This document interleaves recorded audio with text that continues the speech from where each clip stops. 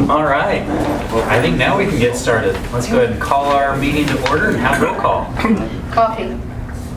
Here. Bledsoe. Here. Marshall. Here.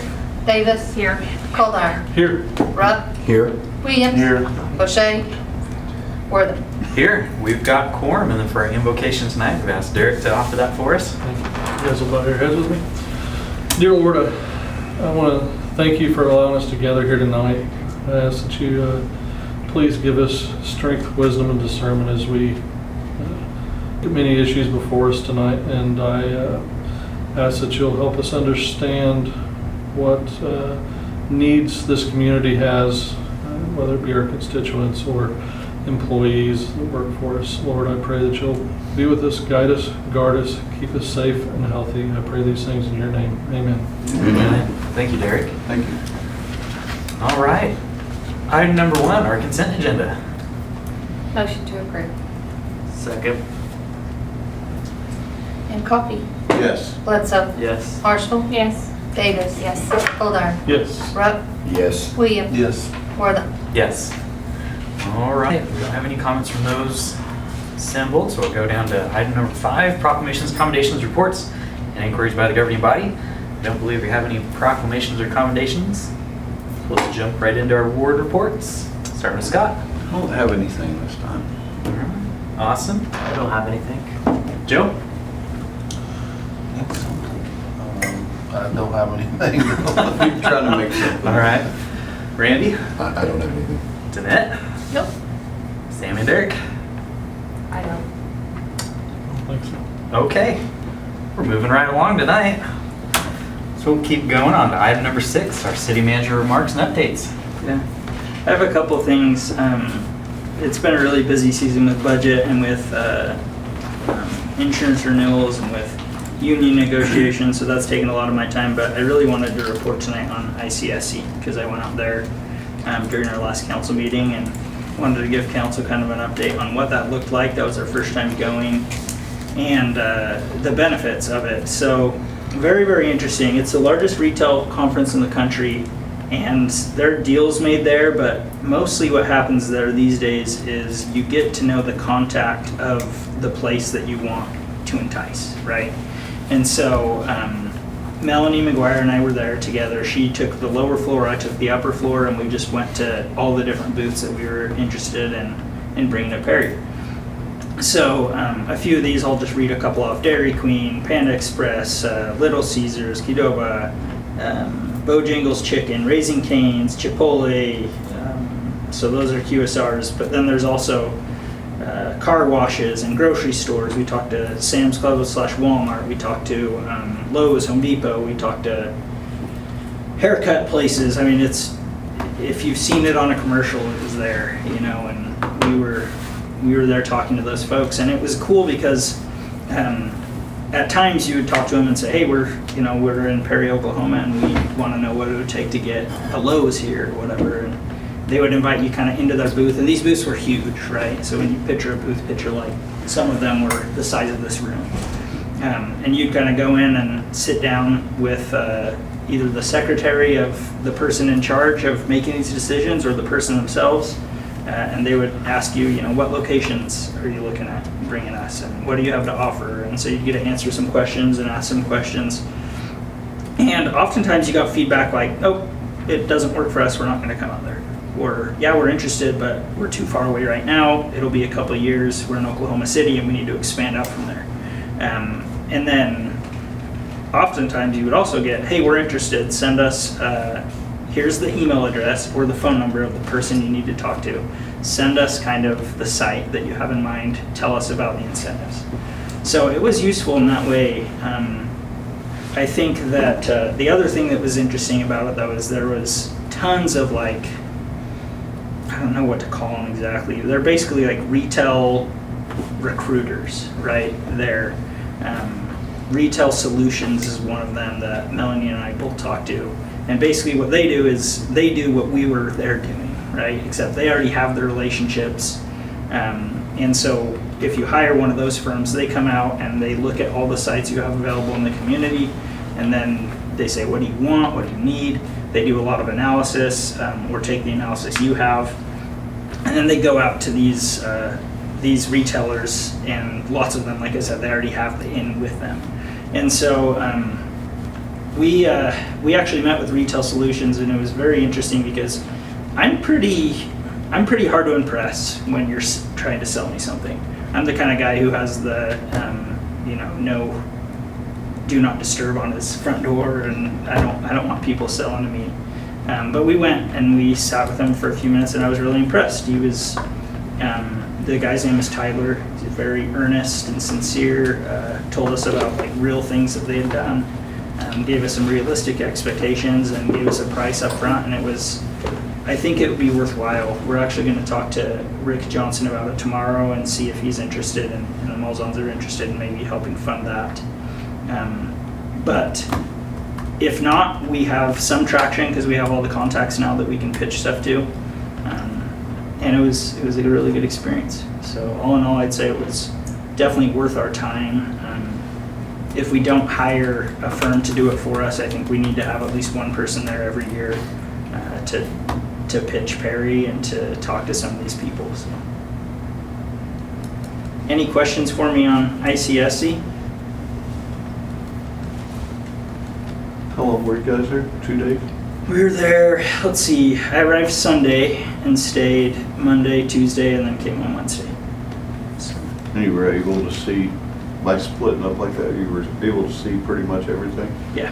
In fact, this was a really good learning curve experience for us because Monday they don't even open that the Great Hall with all the exhibits. So it's like classes and stuff. So I went to some of those, but looking back, I'm like, no, I'd show up Monday night and be there early Tuesday morning to hit up the exhibits because that's really where the value is. You know? Wow. So good experience. Well, that's all I have. I tried to buy Meredith some time for her financial report. So. I think she's gonna need it. All right. Thank you, Nate. With that, we'll go on to item number 7, our CFO financial report. So I guess Russ didn't do his job when he was here last month, which is the reason that I'm doing the financial report for the month of April in June. So these financials were issued for April activity. Normally Russ presents those at the second meeting. I'm not sure why he did not do his job, but here we go. Just barely June. So April actually looks good. So it's nice to present financials that have, a positive spin on them as opposed to telling you all bad news. He left So, that for you. but he did. That was nice of him. Mhm. Really see things. Total cash, a little over $16.6 million. The majority of that is committed cash, as you all know. But we're down just a little bit from where we were in March. 161,000. It's a negligible, less than 2% change over last month. Mainly came with the timing of our electric payment. As we're starting to use more electricity, as citizens are using more electricity, we are having to pay for that. So that's impacting our cash flow. But we still have almost 2 months of cash sitting in the general fund, and how much? And a little over a month and a half sitting in PMA. So general fund itself had a fairly good month in April. Our sales tax, it was average, but in May, our sales tax jumped up to over $300,000. It's the first time we've hit $300,000 in the month of May. The last time we hit it was May of 25. So annually, there is just this little bump that we get this time of year. So it's nice, $309,000 in sales tax, almost $73,000 in use tax in the month of May, which was a nice boost that we needed. Still, year to date on sales tax, still trending a little low, but our use tax is up almost 15% over this time last year. So that has been positive as far as cash flow. Looking at April, just the activity in April, nothing significant. It looks like most departments were either at or below their goal as far as spending. And let me look at that one. Oh, and park revenue. Park revenue was up as they're starting to, or ballpark revenue, as they're starting to have the tournaments and stuff. That was almost 17% of budget in the month of April, which was nice. Over on the PMA side, we make money. in the month of April. Which again, you should do in your utility authority. We cleared almost $294,000 for PMA just in April itself. That leaves us with enough money to transfer over to the general fund as well as pay our administration. We still had a profit of a little over $108,000 just in the month of May itself, which added to our bottom line, which was positive. So overall, a pretty good month in April. I focus mainly on April numbers since Russ probably tells you year-to-date information all the time. So, questions, concerns?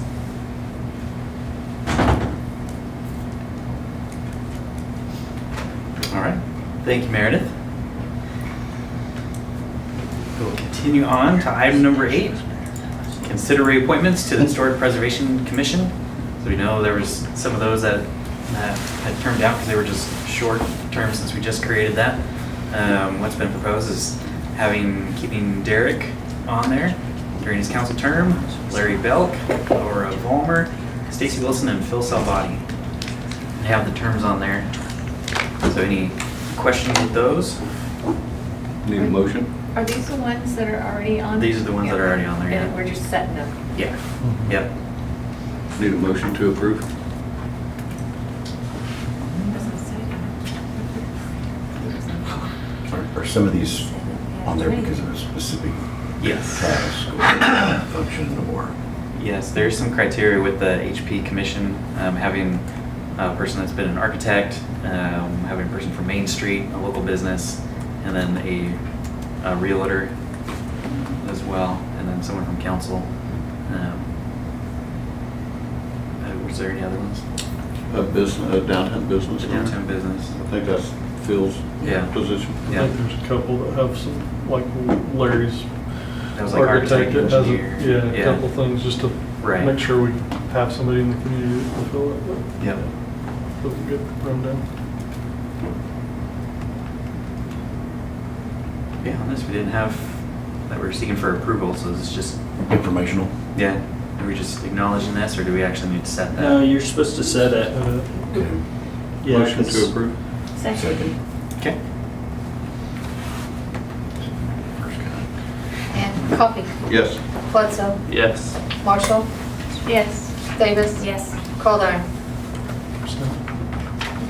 Rupp, Yes. Williams, Yes. Wortham. Yes.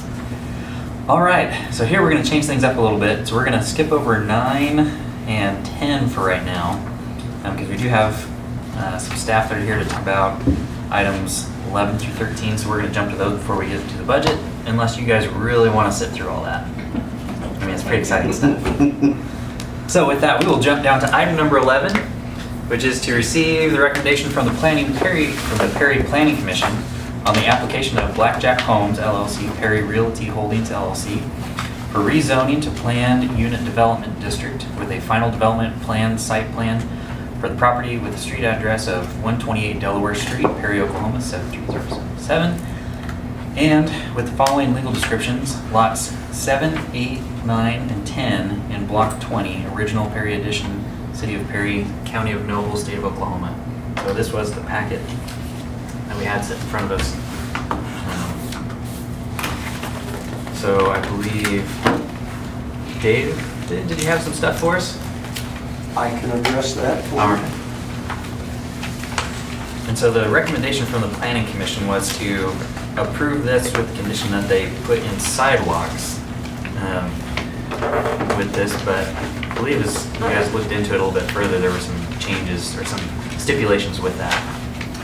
Yeah, we had looked at their initial plat and another version of that and a third version of that, working with the developer in each case to refine it and make sure it meets code.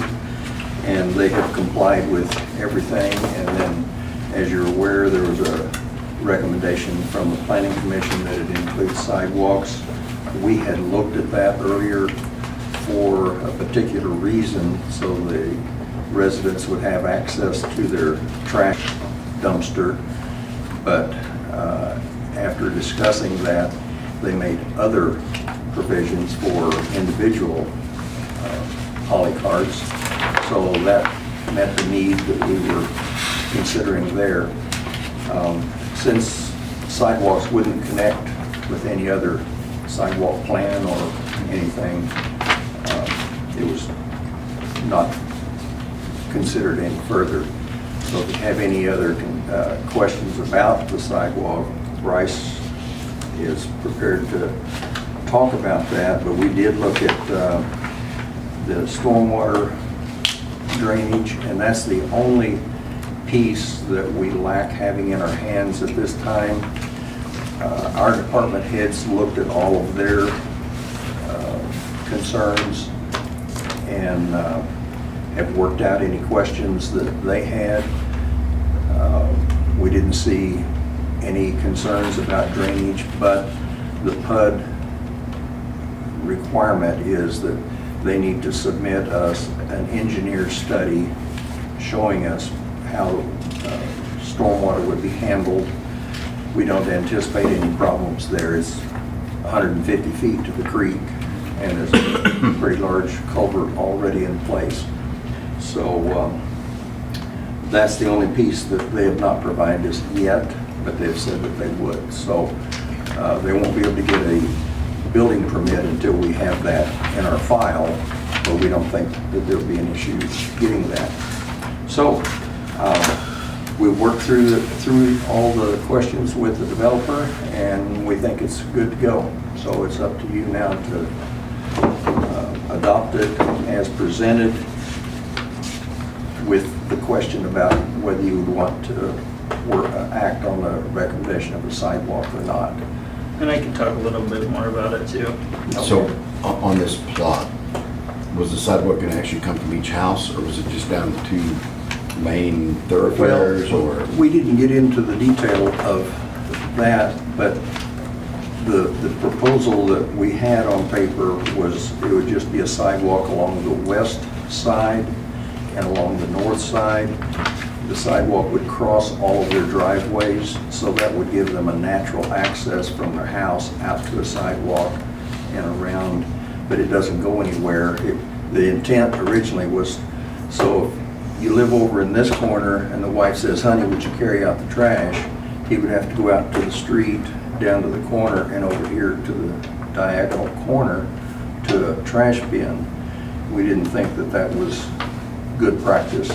Honey's going to get in trouble for not carrying out the trash. So now they've made provisions to where each house would have their own poly cart and can be picked up that way. So we scratched the sidewalk idea.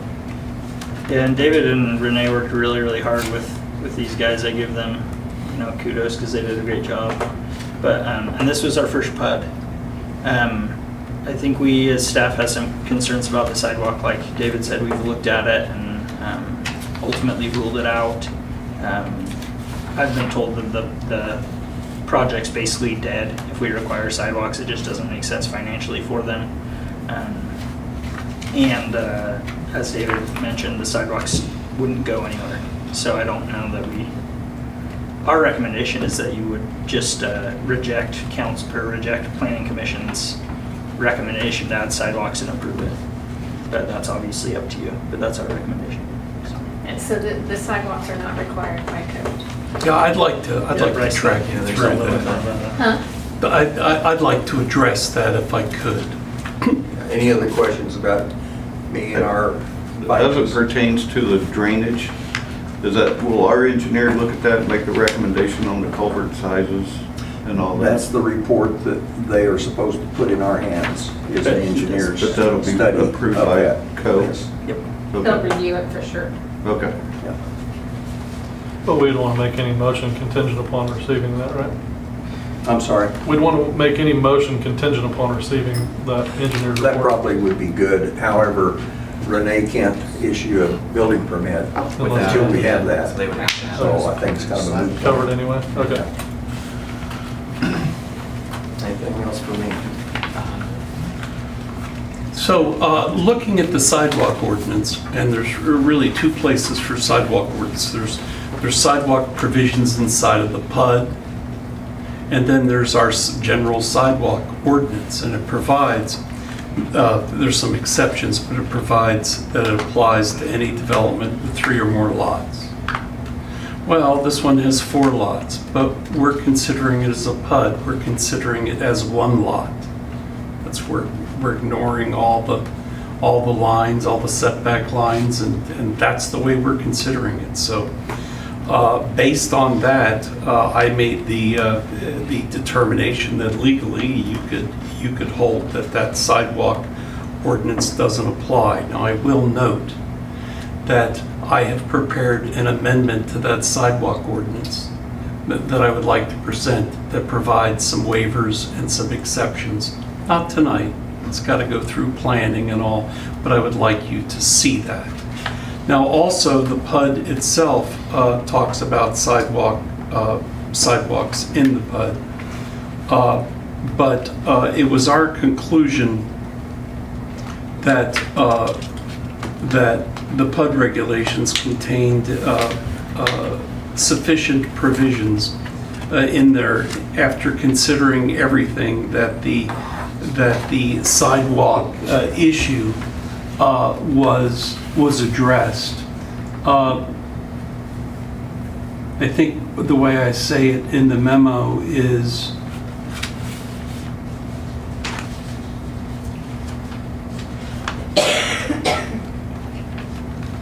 well, I actually say it in the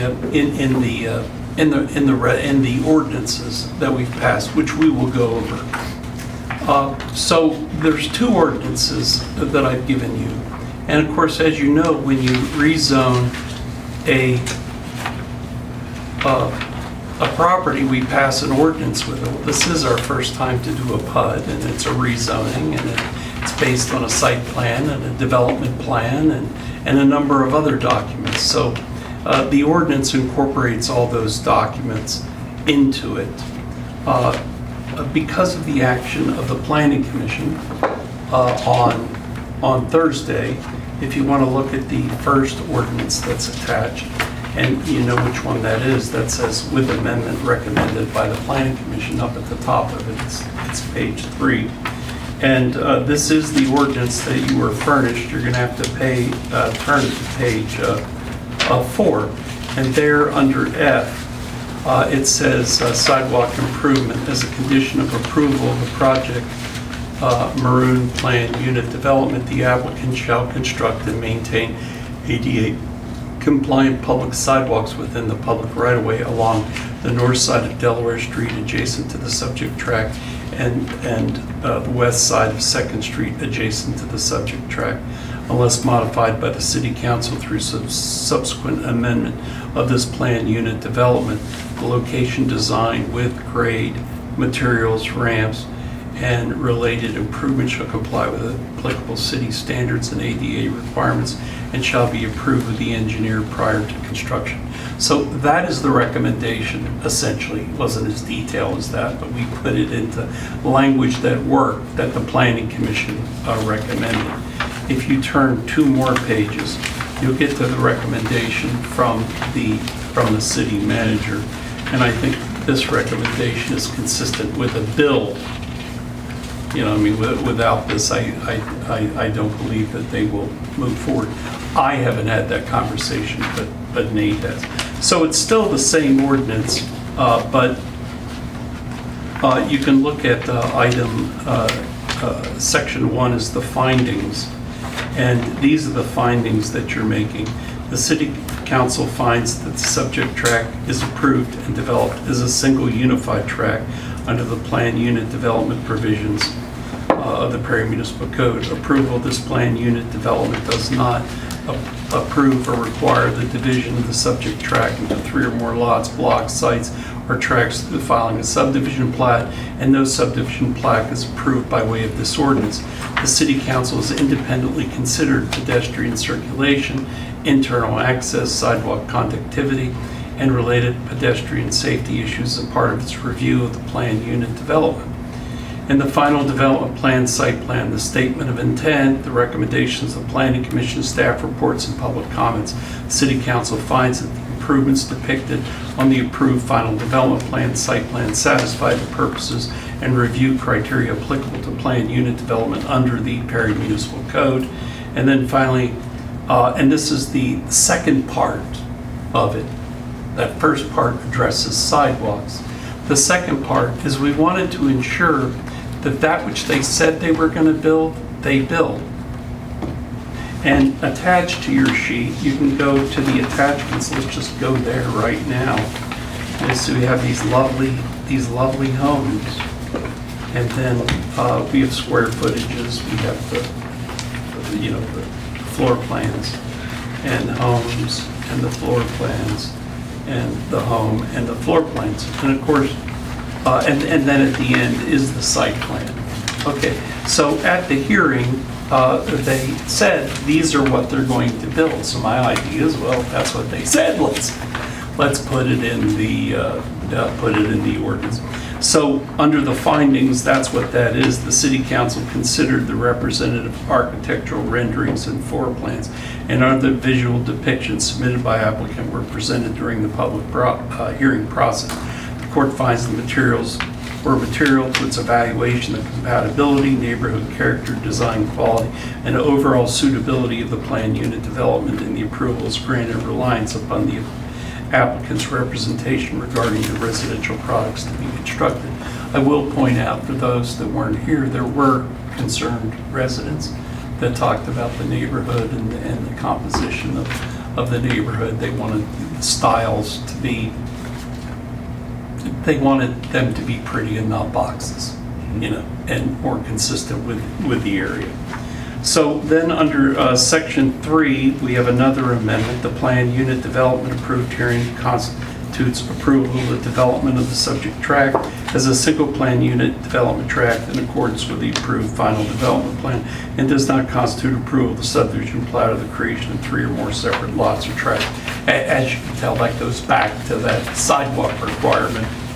And then finally, in more detail, under conditions of approval, under E, you have residential product consistency. The residential dwelling units constructed within the project maroon plan unit development should be substantially consistent with the 3 representative architectural renderings and 3 floor plans submitted by the applicant and presented during the Planning Commission and City Council review process, which are incorporated into the approved planned unit development record by reference.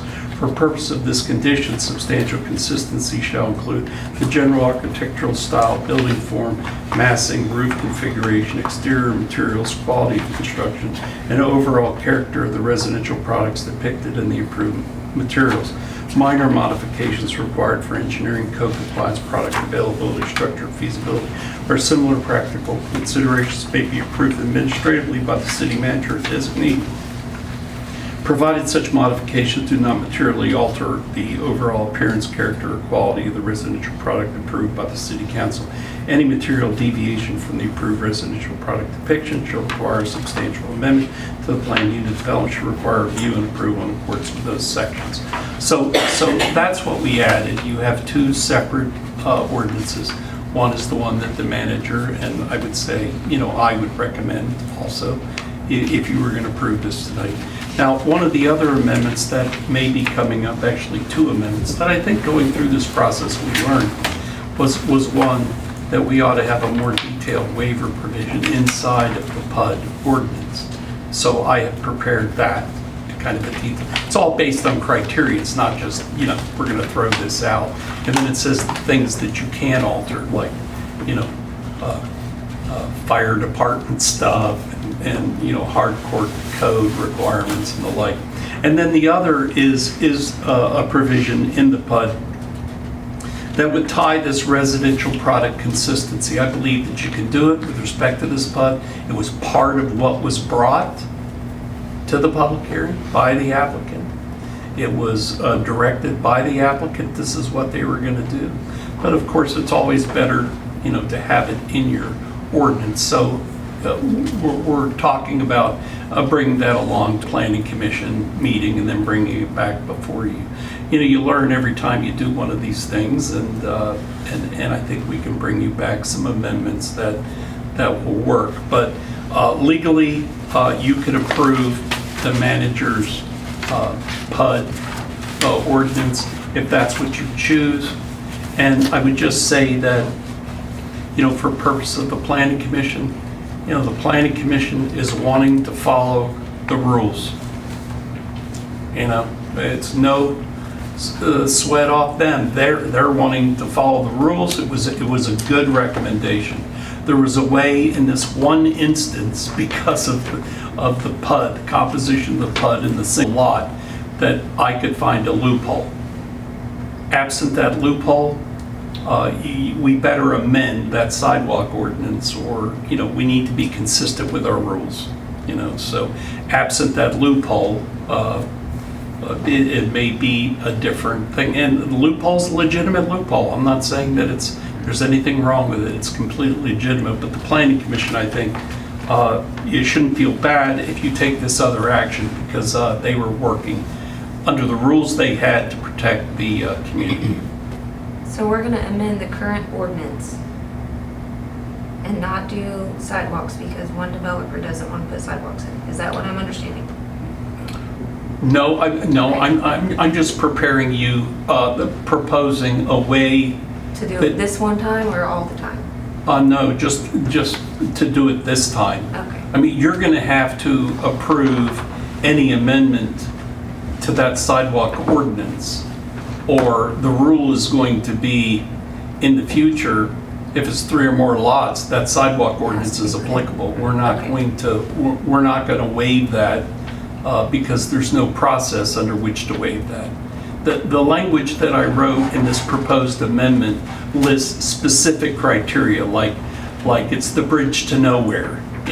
There's no sidewalks that it can connect with. And there's a series of things that you're going to have to go through and certify.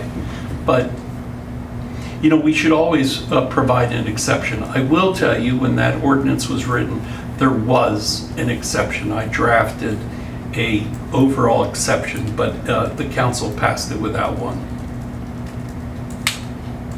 Could I add one thing to that? There are 4 criteria that led us away from the inclusion of a sidewalk. One's obviously the cost. Then the other is, like you said, it's a road to nowhere. The city has no plans in that part of town to put in a sidewalk infrastructure. So we wouldn't want to set ourselves up, I don't think, to put in ADA compliant crossings.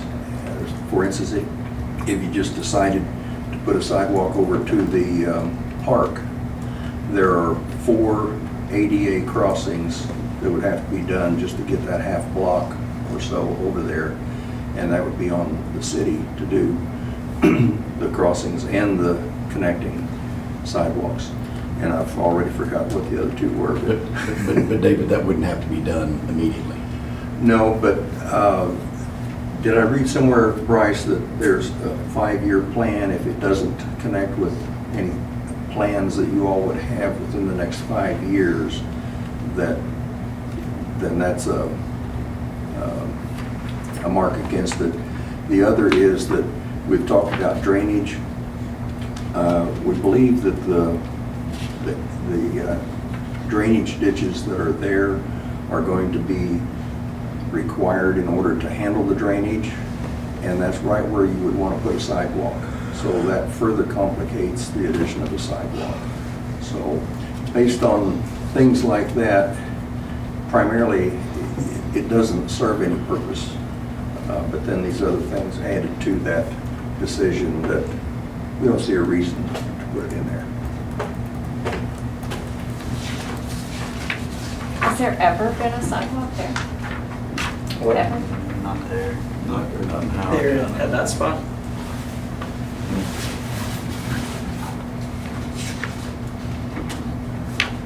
I think the nearest sidewalk to there would be downtown. On Cedar? There's not one on There's Cedar. no one on Cedar yet. I've walked it. Just a bridge. just the bridge. I mean, ideally, we want all of our streets to have sidewalks. Now, I know that it's probably not necessary at this point, but to say they don't have a purpose, I disagree with that. I'm very reluctant to approve anything that doesn't include a sidewalk. I mean, the people that encouraged me to get on this board, one of the things they talked about was making Perry a more walkable city. And you got to start somewhere. I mean, if we just keep approving no sidewalk, we've gained nothing. There's not been any dirt moved, there's not been anything done yet. To say that you can't afford it now sounds like a bargaining chip to me. Raise the rent on every, I mean, it is so close to that park, that would really make that an advantage for living there. The sidewalk on 15th Street goes up to Fairway and stops. So that's a sidewalk to nowhere that people walk every day. Right.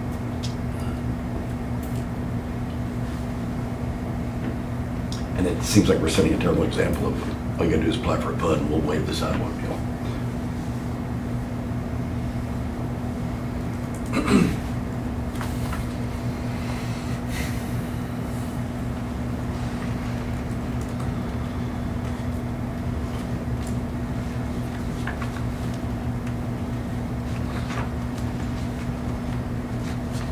Yeah, this one's a tricky one. I mean, I'm with you on that. Like, I do want to see developments getting sidewalks. This one's in a spot where there are no other sidewalks, and I don't know if we're gonna have sidewalks in that area for quite a while. I mean, maybe when we're talking about projects going to CCC Lake and downtown and out to BMAC, there's not a whole lot going to that side of town. I don't want to say like we want to neglect that side of town, but you're going over train tracks to connect that part of town. I think too, that we passed the sidewalk ordinance for a reason. And I agree with the ordinance being there. I also think we passed the PUD for a reason, Yeah. and that was to, if we chose to be able to change any of these things to make it viable, for if it made sense. Right. And so they both have a use. I don't know.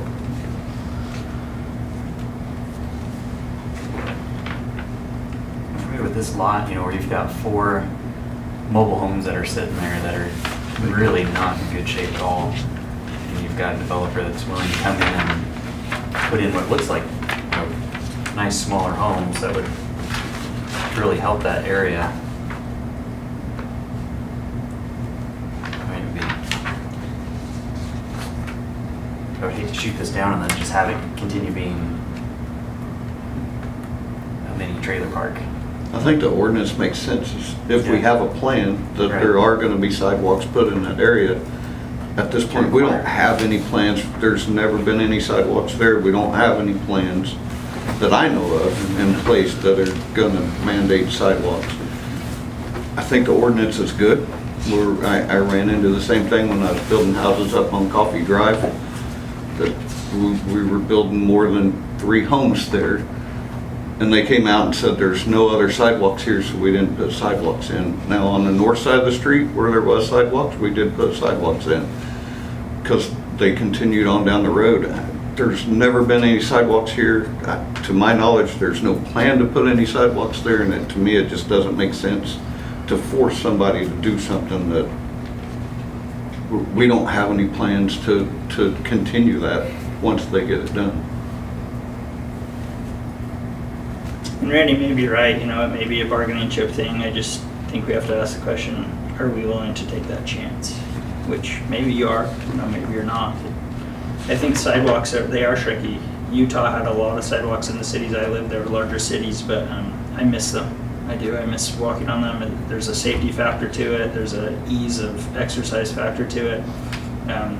But they're expensive, and it's hard when we're trying to entice builders to then say, oh, by the way, we're going to hold you to this standard that cities that are 10 times their size are holding it to, right?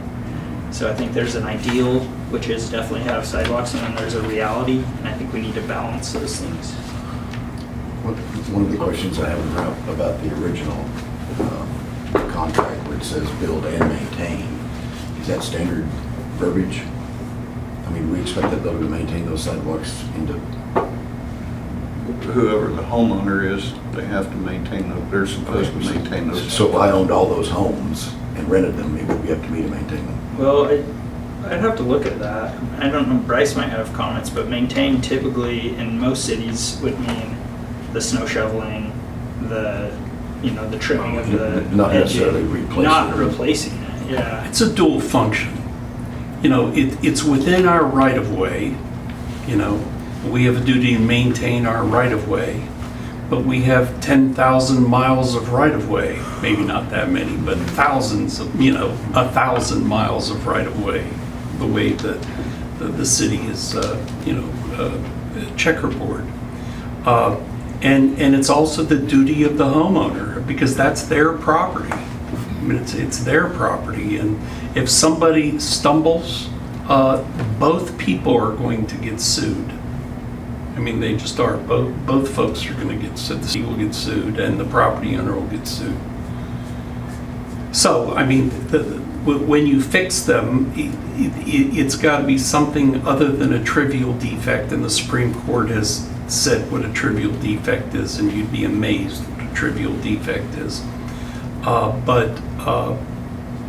We do have an affirmative duty to fix roads and fix sidewalks, particularly if we have notice of it. So if the crack is in front of thorns, we had better fix it. If the crack is,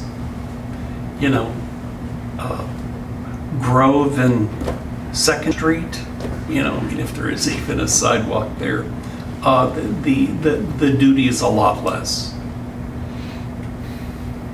Unless if somebody has fallen and tripped there, and then we would probably come in and correct that. It's both the city and the property owner's duty.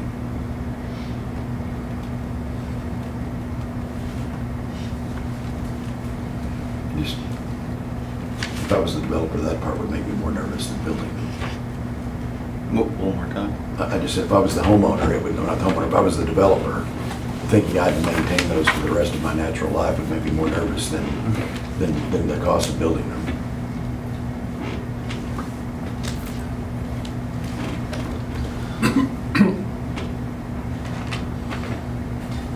So the sidewalk they'd be recommending is just on that west and north, so on Delaware and on 2nd Street. Just where the streets are.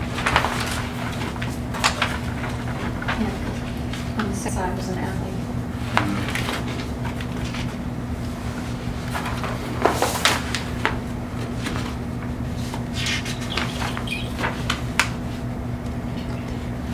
Since they are cutting out on this one-way private drive into the alley, will the city be doing any type of maintenance or upgrade to the alley? Probably have to. Try to make it more attractive. We'll have to.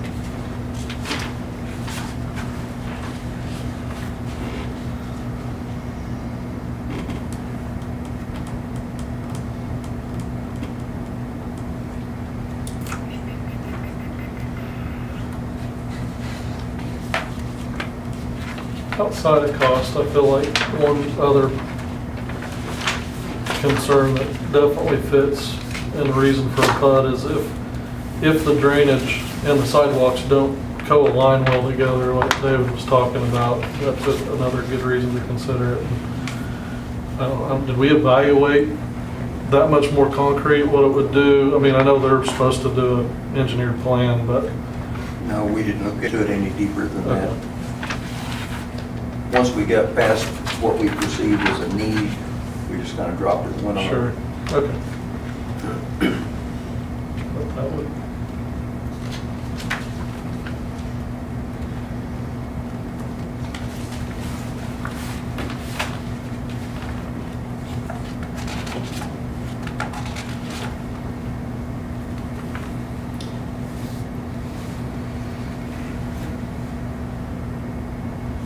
Is there a number on this ordinance, code 2026? Okay, it's number 09.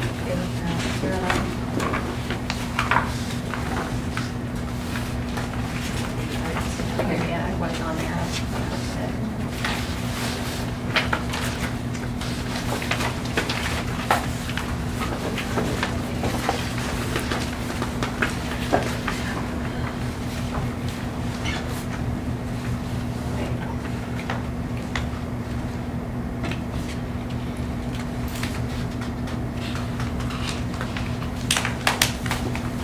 Does this developer have anything else going on here right now?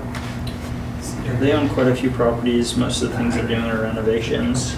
They did apply for a duplex at that same planning commission meeting. Well, it was technically a Board of Adjustments meeting that was denied during Board of Adjustments, so they're not able to build that. Which I guess is something else that you may want to take into consideration, right? Yes. Okay, so we're on item 11. We don't have to take any action on 11. So if we It's did do 12. sidewalk Take prevention action. down here, that would be us, not Yes. the ODOT. Yes, that's correct. That's just receive the recommendation. Good highway, just up this way. Yeah, but that's not highway connecting up to there. I can say on this, I would be way more concerned about the drainage than I would a sidewalk. If you had to have one or the other, I would vote for drainage. I don't want another special committee trying to solve that. Well, it won't move forward without a drainage plan that works, correct? Right. We have, yeah. Yeah, they don't get a building permit without it. So it's not an either or. It's not. But it does But one affect, could interfere with the other. yeah, if you say sidewalks, then all of a sudden their drainage plan may alter. There's not as much room for a ditch.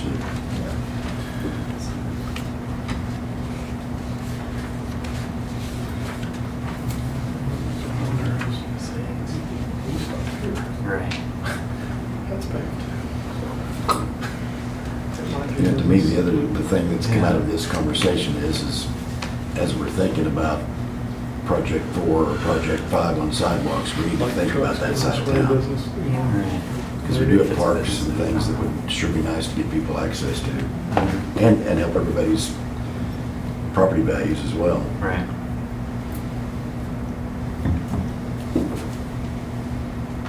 Is Cedar Street ours? Or is it ODOT? Cedar. Cedars are up. Cedar? Is that part of the It's a highway. state? It's not, I mean, it ties into it, kind of It's loops. city, around. part of it's ODOT to Highway 86 at least. Uh-huh. Mhm. Is it still ODOT since it gets back to FER? It was, and they treated it that way when they built the bridge because they repaved it as part of the bridge project. But legally, I don't know that they had to do that. I still have to ask them for permission whenever we close that. Things there. Yeah, okay. Well, but I think he's talking further east of 86. Yeah. As it goes east Yeah, out of past the town. East of park. 86, yeah. Well, and Because I agree with you that. Well, no, that it is isn't part of the state highways, east of, East of 86. Where it goes in back and ties into Highway 64. Highway Highway 64. 64. maybe I'm not thinking. Because that's actually outside the Perry. That's, City. yeah, that's what Yeah. threw me off, because From- it's actually yeah, paved. from all the way boundary. to- Yeah, and That's recently 64. redone. Into the highway up there. So from 86 to Boundary, is that us or is that still ODOT? One of the answers for that. Right. It used to be ODOT, but Yeah. I think somehow they abandoned that and turned it to the city, but I don't know that Don't for know a that fact. for sure. I don't Because again, like with the, if we did sidewalk to that park, would that then be, we'd have to work with ODOT on that, or is that just us? Bigger consideration is working with the railroad, Yeah, because Yeah, to get you across can't from have there. people walking across the railroad Right. tracks. yeah.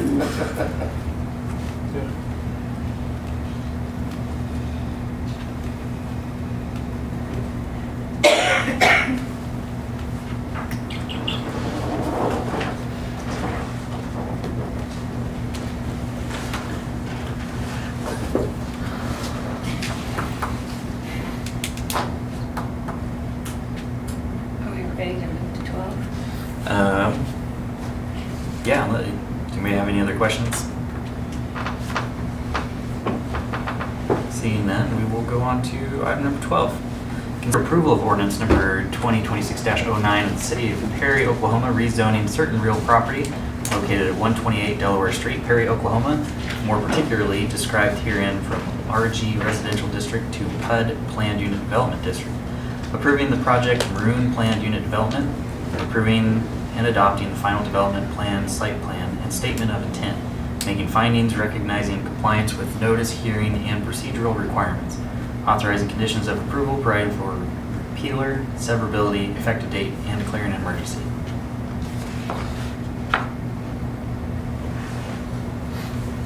Make a motion to approve ordinance 2026-09, the city manager's version of the ordinance as listed.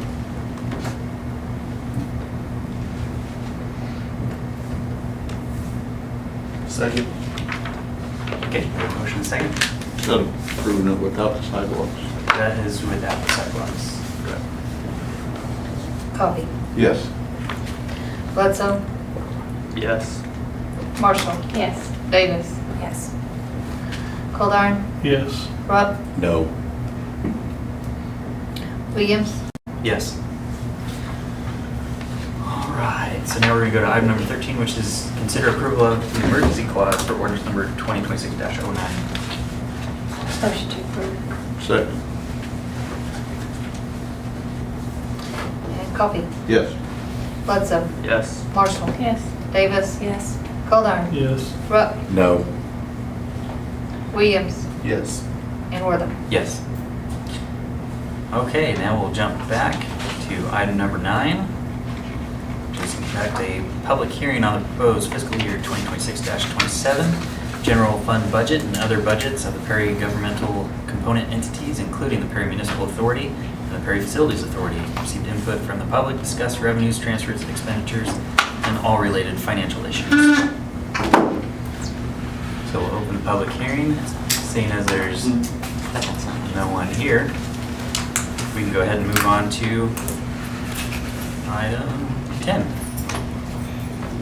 Consider approval of resolution number 2026-08 of the City Council of the City of Perry, Oklahoma, adopting and approving its fiscal year 26-27 budget and other budgets and appropriating the revenues for the stated purposes as contained in the budgets, adoption of the fee schedule, adoption of the pay scale, directing the mayor, city manager, chief financial officer, and city clerk to take any and all additional actions as may be required for the implementation of this budget.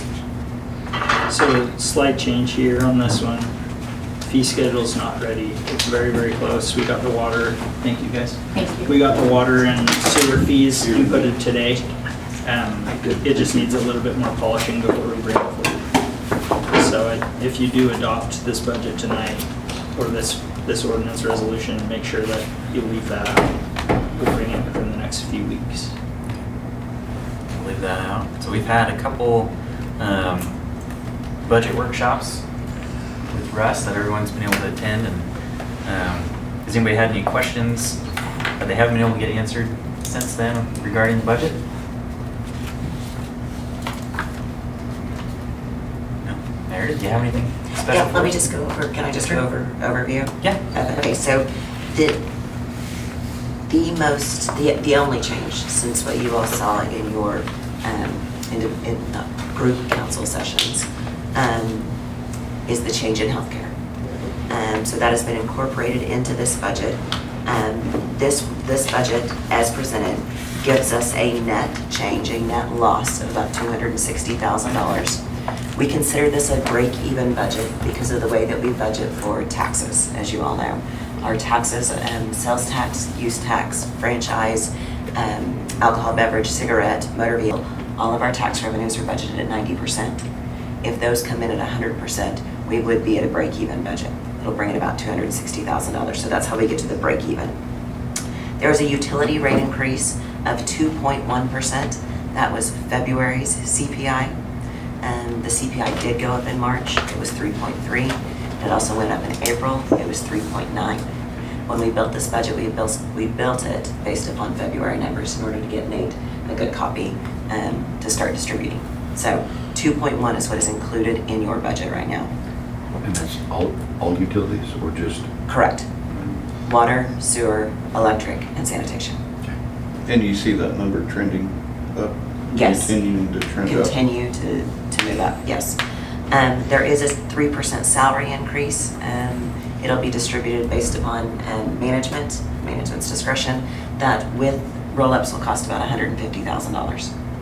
And then there's over $1 million in capital improvements funded in this budget. We have all entities budgeted for. They are all in compliance with state law. We have a positive fund balance. And with this budget itself, you would end the fiscal year with almost $9 million sitting in the bank.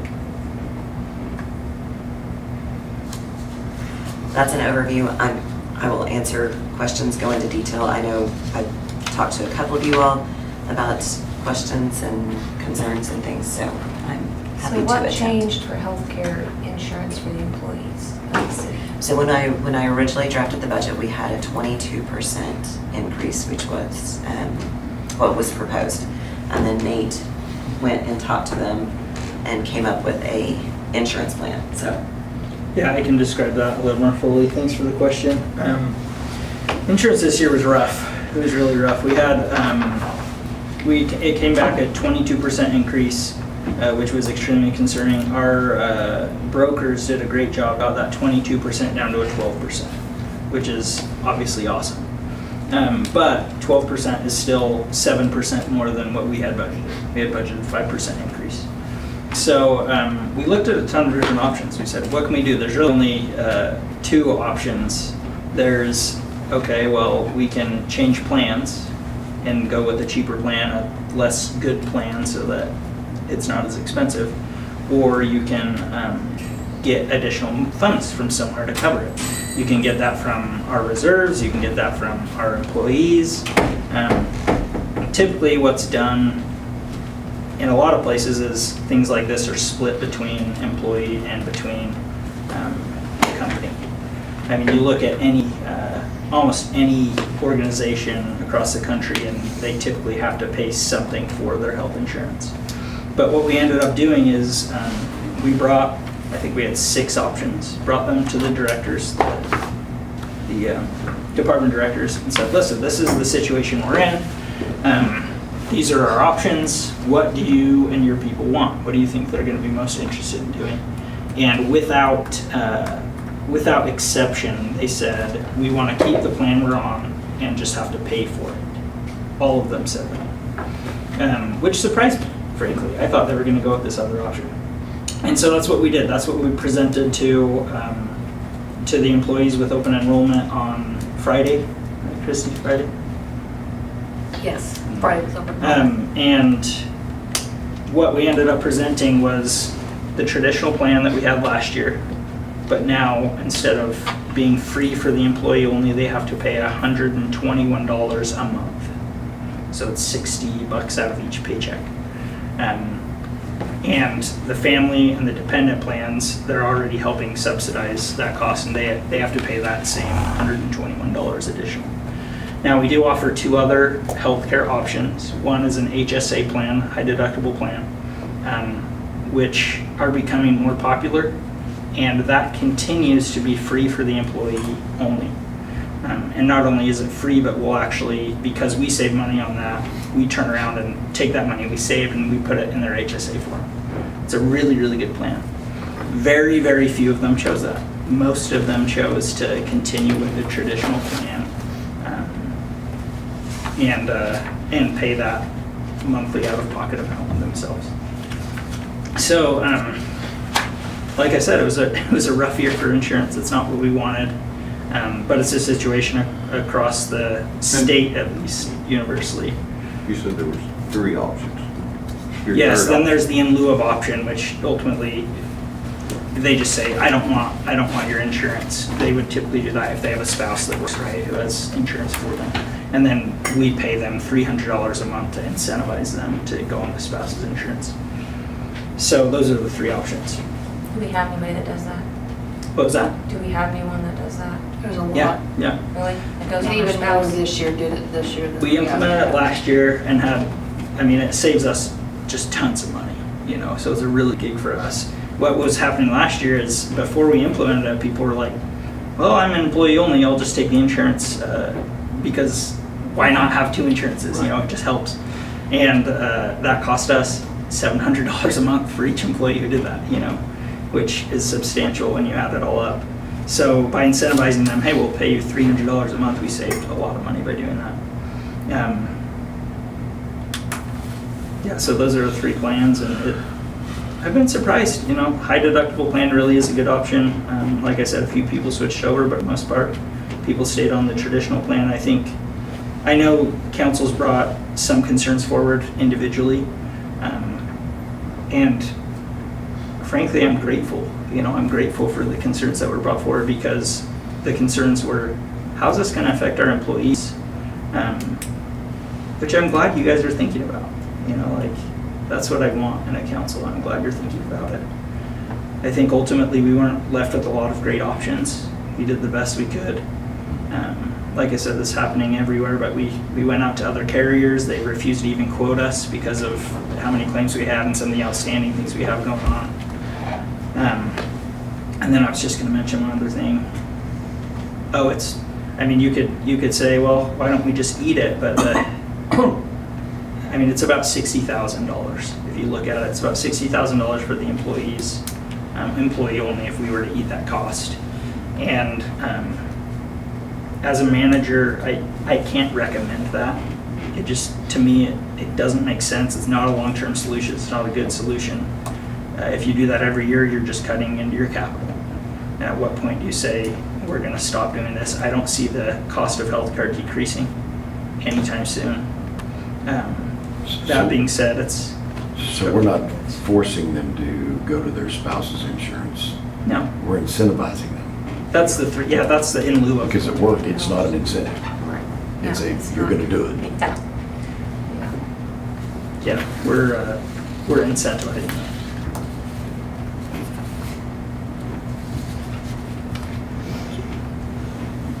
So that's the situation for insurance.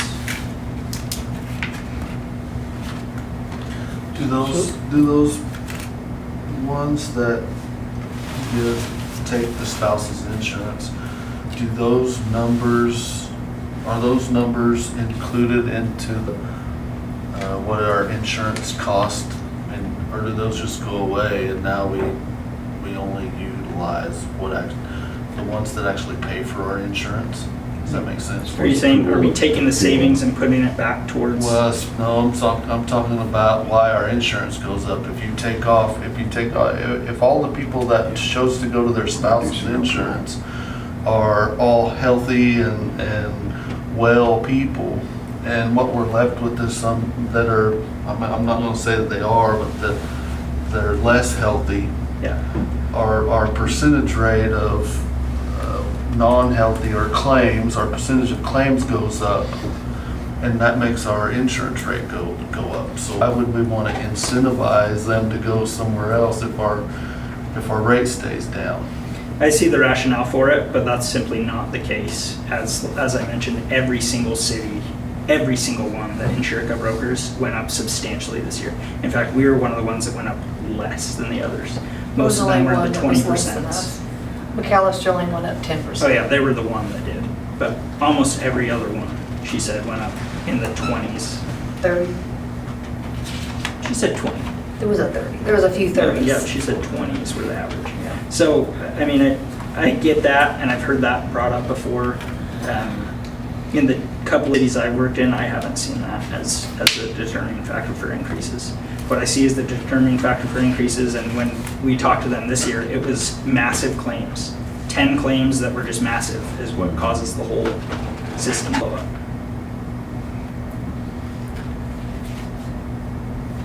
I see where you're coming from on, you don't want to do this year over year. But I do recall Russ talking about another option that I didn't hear you mention previously, which is the family and ACA option. Where I think that might be another option, if we were to address the 60 to 65,000 this year and start talking about that as an option for the future. I think that's another opportunity that we haven't laid on the table yet. Yeah, that's true. That's true. We looked at that really seriously last year. I did present it to the directors this year as an option too. I like it. I think it's a good way to fully utilize the system. Right now, really what we're doing is we're taxing the residents of Perry to pay our insurance, and they're also getting taxed by the federal government to pay insurance. And we're not using the federals, and we're just using the cities. So I think my concern, the reason that hasn't been implemented yet is I think you're going to have a lot of rebellion on your hands. Frankly, I think you tell 20 families, hey, now you're either paying $2,000 more a month, or you can go find your own insurance. They're just going to leave. Well, we've talked several times about why stay working for Perry. Mm-hmm. It's something we just got to be careful how we do that. Yeah. Is there, you mentioned a broker a couple times. Is there somebody over the course of the next year that you can use to help you evaluate the potential other options? Yeah, I mean, they came back with everything they had. There's one other one that they looked at that, well, there are a couple of potentials that could come up. So one is Stillwater, the Advantage Plan, the Blue Cross Blue Shield Advantage Plan. We were on it in the past. It has substantial savings and it's still a great plan. Problem is Stillwater Medical no longer takes them. And so we have to abandon it or say to our employees, hey, you can't go to the doctor here or in Stillwater, it's like. So they're in negotiations right now with Blue Cross Blue Shield to bring back that plan. Now, we don't know how that's going to land. I brought it up to the rural health representative of Stillwater Medical last week, and he said, let's talk to the CFO. I have a meeting with the CFO and him Friday to discuss it, because he said we may have some stuff that could be helpful for you. So to Derek's point, if we ate it this year, is there something that could come up even mid-year or next year? Absolutely. There's absolutely, but again, as a manager, I'm not going to make that recommendation. And you guys, I'll let you choose. Ultimately it's your prerogative, but just from a physical standpoint, I can't say you should make a poor physical choice with the hope that something next year comes up better. But I would understand why you did something like that too. Well, I do think there's a way we could sell it, and that's the savings we get from that we pass back to the employee in a pay raise. Yeah. Well, that's what we tried last year with the unions, if you remember, and the answer was no. I thought you were going to go or ask a question about the subscription plans that are out there where I pay X amount a month and I get a certain amount of health care from a doctor for free. But if there's a catastrophe or something, I would still need the high deductible or something for if there was a catastrophe. But I've got some friends that are self-employed that use that as a way to just cover their normal average medical bills and love it. But they've got some kind of a policy that protects them if they have a family or individual catastrophe. I have as a self-employed, I have a food marketplace, and I have a really high deductible, and I don't go to the doctor, so I'm different. So I have a really high deductible. I want something in case I fall off the ladder or get into a wreck, and I want a yearly checkup, and that's what I pay $100 a month for. Yeah, and that's what we offered them with our high deductible plan. Our brokers looked at that plan and they said, somebody would be crazy not to do this. I think it appeals to someone that's a little more mature because you've got the wherewithal to either grow that health savings account. Somebody who's young and has a family, and I'm starting off with a zero in my health savings account, that $5,000 deductible really brightens them, I think. And so I think what we really need to make sure we're doing is as we're rolling those plans out, that we're talking to the individual employees and saying, this really fits you better, Scott, than it does Austin, or It needs to be presented well and where they understand it. Because you get closer to retirement age, you can roll that money into retirement as well, and so Yeah. it makes a whole lot more sense as you're. But you don't know all that at 20 years old. No, Yeah, no, that's you why I don't. said No. mature. Right. Well, you don't, and it's too far away to even realize that it's gonna I happen. don't know if I knew that at 35. But I'll tell you, because I do take exception to the fact that it needs to be presented good. We sent out emails, we talked in Oh, no, person. no, I'm not we saying talked that. with individuals. I think the biggest thing you're fighting against is people are scared of change. They see that, they say, oh, that's a change, and they don't even think about it. They don't even consider it. Most employees came into open enrollment with their mind already made up. Healthcare is a There scary was thing. one that changed their mind. Two. Yeah, so out of 67 employees, yeah, 2 changed their mind. So you only had 2 that went to the HSA? That you know of. I haven't seen the numbers. The finals, but it was slim. Wow. Slim. Because not everybody has From signed what up you yet. told me about it, I would have jumped all over it.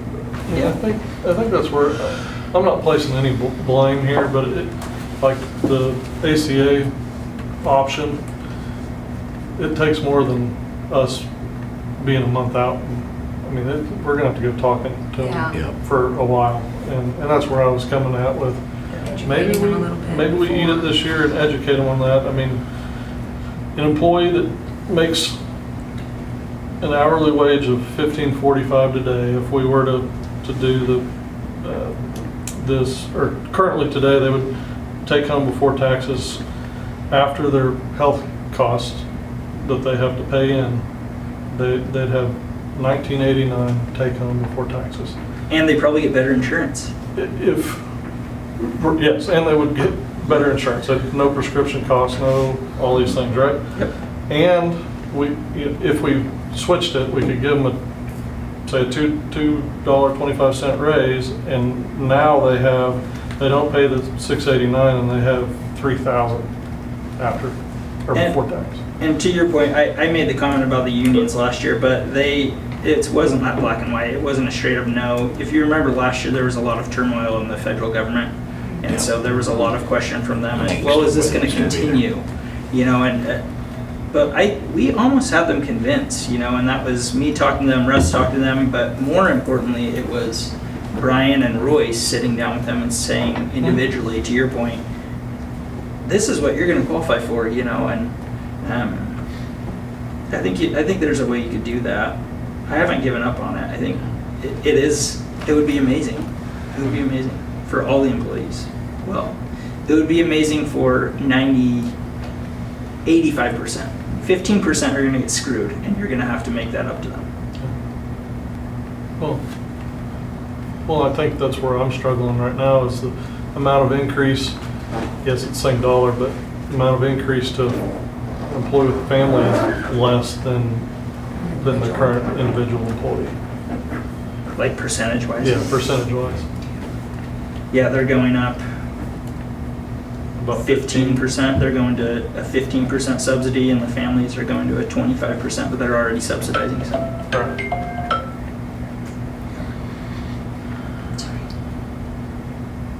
Yeah, it's tough. It's tough questions, and like I said, you have my recommendation, but I 100% get both sides, and I'm rarely offended if you don't follow a recommendation. This one in particular, you know, like I said, I really appreciate that you guys are thinking about this and thinking about the employee. So I think if there is a way forward with the budget, and it would be if you want to approve it with contingent that we make a way for the employee onlys to continue to be covered, we can absolutely work that out. I mean, we can pull from capital, we can pull from reserves, probably, actually what we'll do is just do both, you know, find that 60,000. I already have some capital items that quotes came in as possibly less. They haven't been finalized, but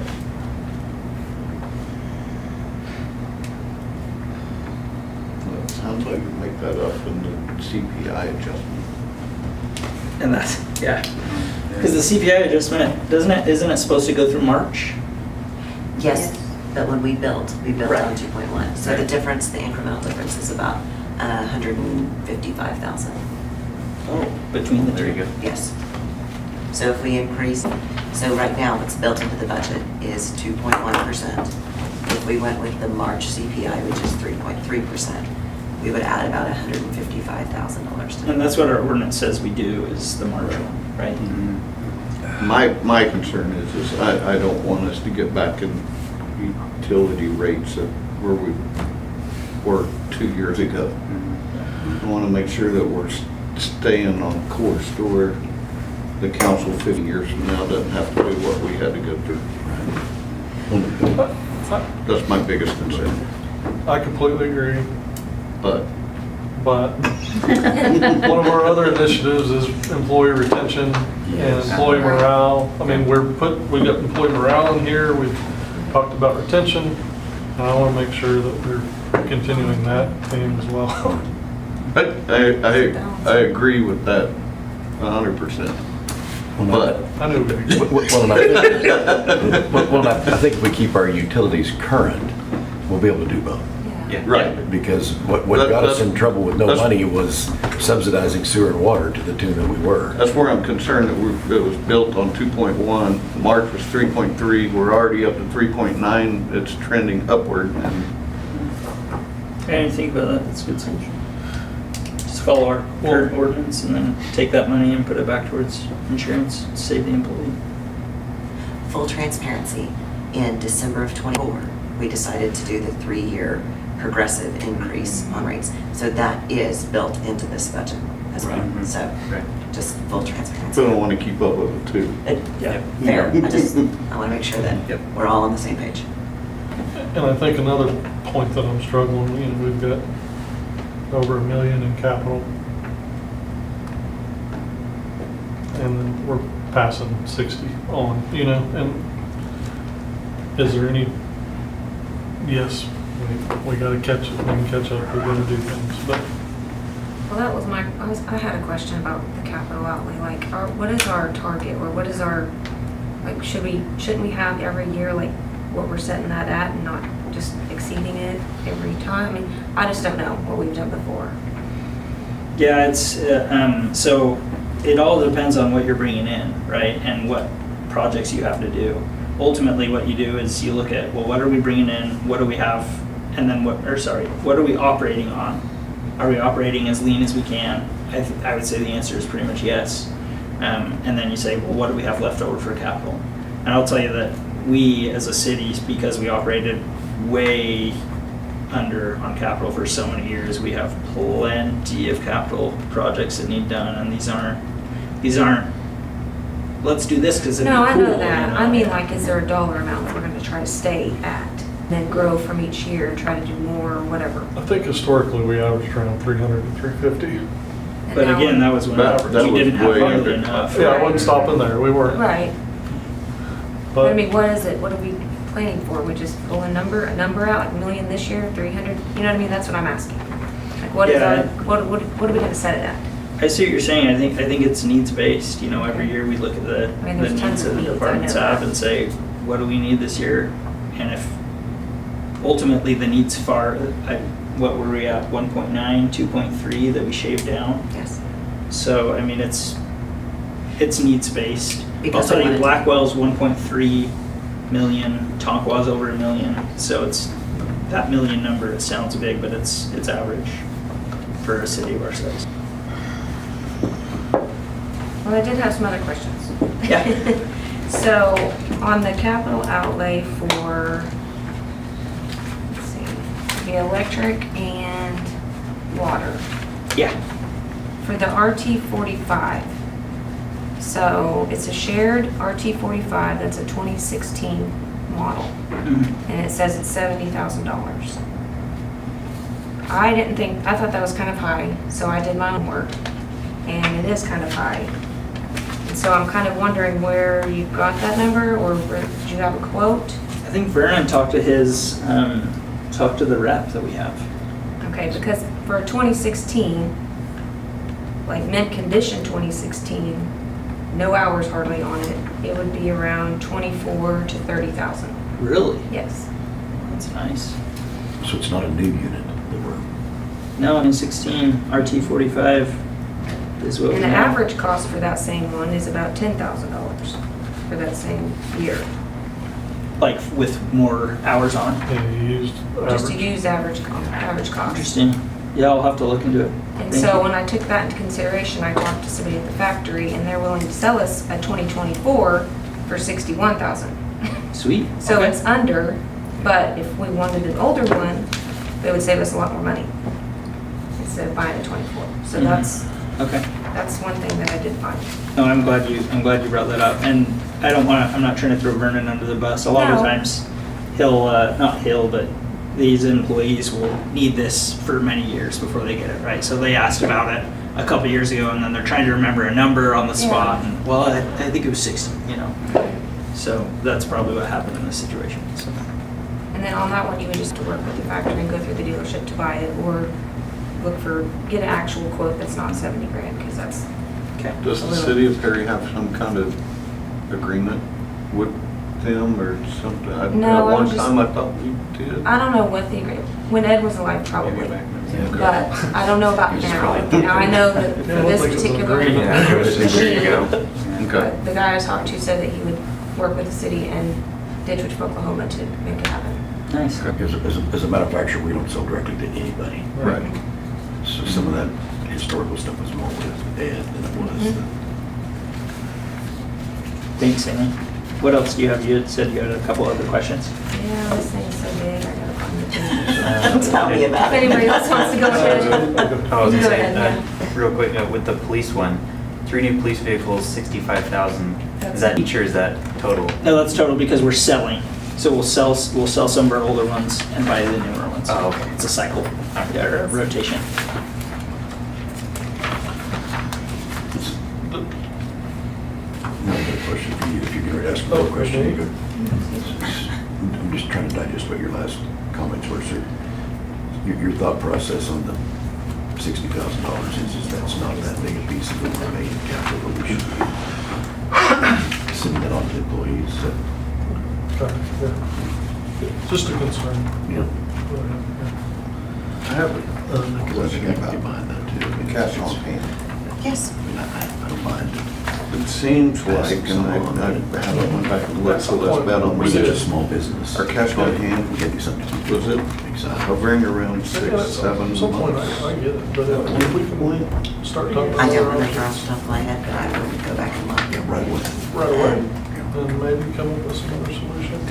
I'll be back at some point. Yeah. I don't know if I have a question or a statement while Sammy's looking. It's about the facade for, we're not facade for whatever we're doing at downtown at the City of Perry building.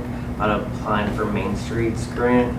I don't know what the dollar was, but I don't know how much I love the idea of using Main Streets grant for a city building. Because I know they have the limited funds and taking away from another business that could use it. Not saying maybe they have more than enough money to spend, but Yeah, I'll say, I kind of felt the same way, and so Main Street. I never approached them. They were the ones who reached out to us. That's all I know about it. You may know more, but. That's exactly what, being on the board, one of the things that they talk about is updating, the facades. And one of the, I don't like our facade, it's terrible, the 80s tin. But Laura had mentioned that the city could apply for a grant and see what we can do to bring it, to fix it up front. Because there's some issues with it, I mean. Well, that's what she told me a year and a half ago, and I was like, with Austin, I was like, oh, I'm not gonna do that. And then eventually she said, we allocated $25,000 for the facade grant for you guys. We put some money into and get it done. It's like, Yep. okay. That may be something they just want to put their name on too. Well, I think that part of their, Oh, yeah. their motivation is to improve the scenic beauty of the downtown, period. Yeah. And that may be their method of just getting us to move. Do something. And if they don't have anybody else applying for the grant, then I mean, Mhm. They haven't, it's been pretty slow lately with the facade grants. I think it's a good concern. I had the same concern. So since we're on that city, We continue to have the air conditioning unit. Yeah. it's $10,000. To me, that seems really low, because if mine went out at my house, it'd be $10,000. It was about 10 when we replaced the last one, wasn't it? It was close to, yeah. They've been about 10 for us. How long ago that? I was gonna say. This Because year, mine- we've replaced 2, 3 this year in the city. It's been about 10. Not in our city January? hall building. That doesn't happen. So do you have a Since quote? for- January? No, You said this since year, Last so- fiscal, sorry, this fiscal year. So at the end of the year, they change refrigerants again? They changed the what? They change refrigerants again? Okay, so that increased them by what? I don't know, that's what I'm asking. Do you have a quote for that? Is that where you got the 10 grand? No, that's just based on what we've had in the last 12 months. I was told it was a pretty large percent, but I don't know for a fact. That's different. Yeah, I mean, So I forgot that. that's the most recent quote I have. I guess that's all I can say about it. I don't have any other information. If it is more, does that cause a problem if we've only allocated 10? No. That's why you have a manager, because he can go in and say, we came in under on this thing, or we're gonna go over on this thing. Otherwise, we'd have to bring every single thing to you guys, right? And then the server, that's $27,000. What do you know about that? I'm just curious if I, So that is for, let's see. Server for City Hall, under IT. but in there other servers, there's like a lot of servers, it seems like everywhere. We do have quite a few, yeah. We have So- one for Cassell, we have one for City Hall, we have two for PD, right? I mean, we have, there's a lot I of talked to servers. Joel, the price hikes are unbelievable. He said at the bank, they were usually $5,000, now they're $50,000. And just servers are just going off the roof right now. Yeah, I don't know much about it, besides that's what Joel's giving us. And he's always been very price conscientious with me.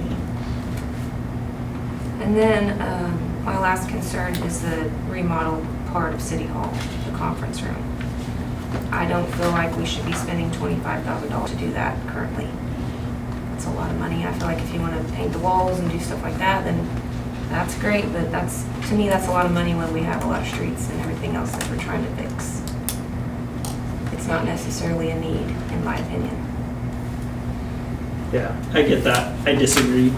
I think that the employees in every building deserve a nice place to work, and the shag carpet and the bathrooms that were frankly worse than the ones I used in West Africa needed updating, and I think the shag carpet needs updating. I think the ceiling tiles that are black from stuff dripping through needs updated. And then I think on another level, and kind of a different lens, is we bring developers in there. You know, we come in and we say, come invest in our city. Oh, look at what we have to offer, you know, like this crappy old building. And we're not asking for a massive amount of money, you know, we're not asking for a total remodel, $4 million. We make do with what we have, you know. Chief has done his remodel for 60. We're asking for a remodel for that room to bring developers in for 25. So I know, but I think it's the image, like it's gonna be the facade, whether the public really knows or not, but it's 25 for that, 25 for this, and then it's gonna look really bad. yeah, I get that. I would push back and say it's our job to educate. Yeah, I would say to that one, I mean, we do bring developers. That's where Renee's at with the permits, and No, when you're Amazon- coming in to meet with developers to go over their plans and everything, they meet in that big conference room, and it's pretty ugly in there. It's pretty bad. And when you're bringing potentials to come visit your city hall, and it's old, But have they dingy, walked in and said, I'm gross. not gonna do a deal because this looks out of date? Because it's not nasty, it's just out of date. The ceiling tiles in there are black, and it's. Okay. How much are just I'm just thinking Just about to- like just city tiles, because I know Sammy says she's not opposed to doing a little bit here and there, but Yeah. 25 is a lot, especially when we walked upstairs and the Remodel roof looks like it's 25 's about not to that collapse. Yeah. Do we- 25 is not that much on As the we said, remodel. on the Yeah. building. Yeah. I just 25 had some doesn't go stuff done, through. so that's not a whole lot. I totally get, I 25 get the doesn't go very image far. thing, I do, but I think Many we have to years- take care of what we Years ago, have. but when I was on the school board, if you don't keep your buildings up in baby steps, it comes back to bite you. And You I have a agree. huge bill. Right. I agree with that. And to I'm me, not- this is just a baby step of keeping that up. I completely agree with that. I don't think that it's fallen in. I don't think it's like the street department was. Yeah, we don't want to get there. I don't want it to get there. I'm not saying that. I'm just saying it's still livable, still doable, still functioning. It just seems like a lot of money. No, I get your point. I do, and I hope that disagreeing isn't, I'm not trying to attack. I No, I know. just don't see it the same way. I think that's the only ones I have. $215 for the electric bucket truck. I see the note for 2 to 3 years out. That note was 2 to 3 years ago. So we're here. We're here. So that doesn't mean there's a 2 to 3 year lead time on the bucket truck. Oh, no, it does not. No. Yeah, it just means that when I was meeting with the directors, I said, how soon do you need this? And it was 2 to 3 years out, and that was when I first got it. Okay. So.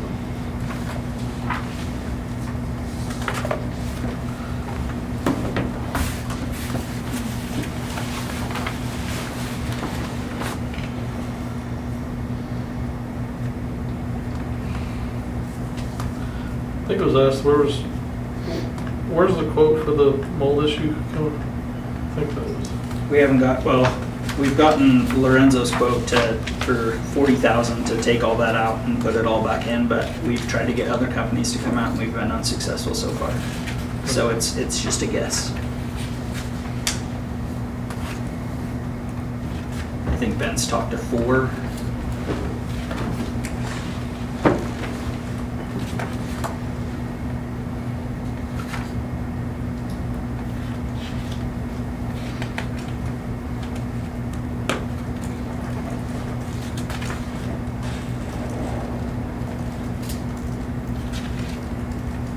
On that part of the funds, was that bringing in like a mold remediation company to do an assessment on it, or?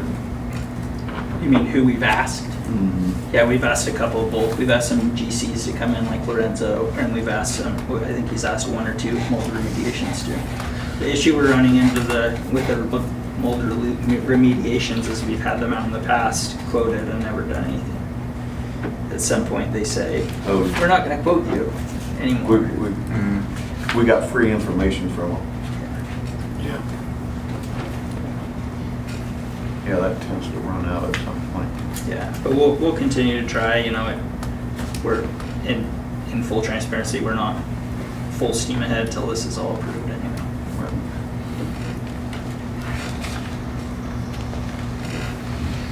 I did have one more. The asphalt layer. It says for lease, so is that the lease amount? No, that's wrong. So originally, if you remember, the plan was to lease an asphalt layer, and that didn't end up happening. What they determined to do was, what we determined as a administration and council was to borrow from ourselves, and then we're paying it back this year.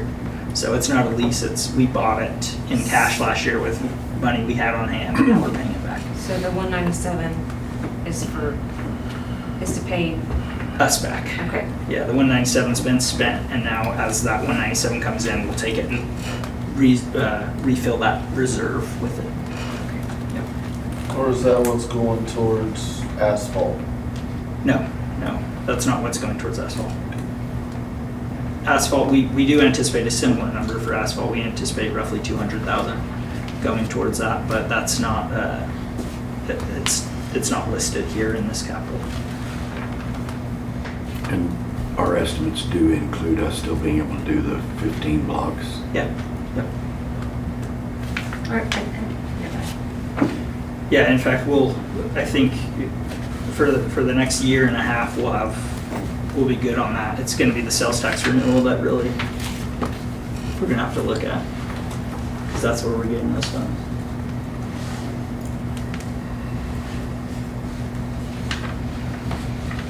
All really good questions.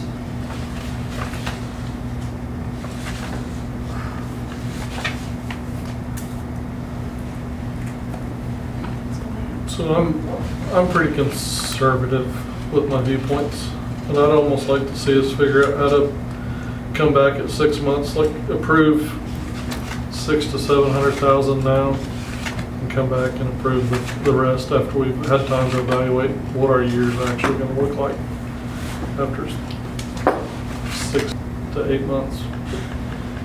That's where I'm at. And I'd look to you to, if that was chosen, tell us what the priorities would be there, but. If we Yeah, want to make any changes, we can make changes anytime. Yes, correct. Yeah, and I think we are already budgeting conservative.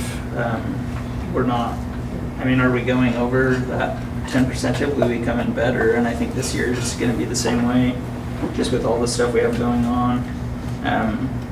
I think my biggest concern of doing that is it seems easy, like, oh yeah, we'll bring it back, but budgets hang over administration's head like a sword.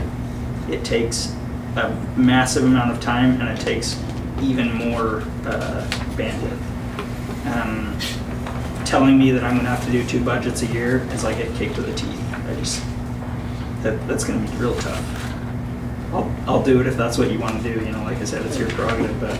It's the same budget. It's just approving a portion of it. Well, yeah, but you're asking me to go through, redo everything that we just did and say, what are priorities now?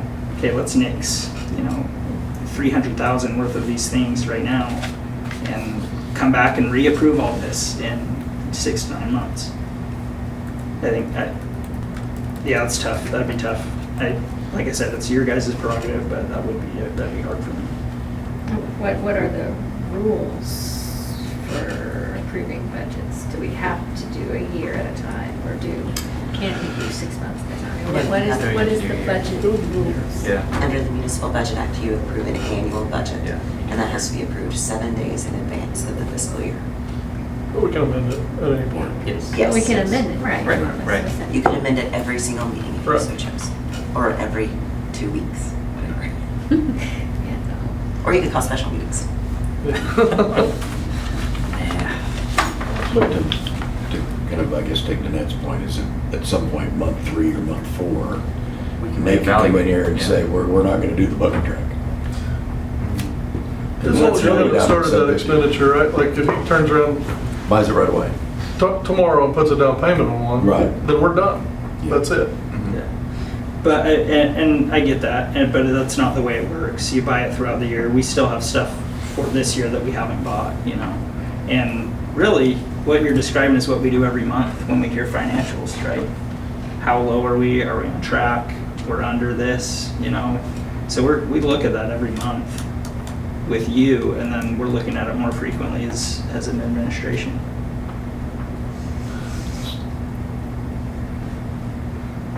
I don't want to drag this out any further, but, and maybe this is more of a merit of the question, fuel, gasoline and diesel has gone up dramatically. Do we know what that's going to do to the police budget and or even street department or?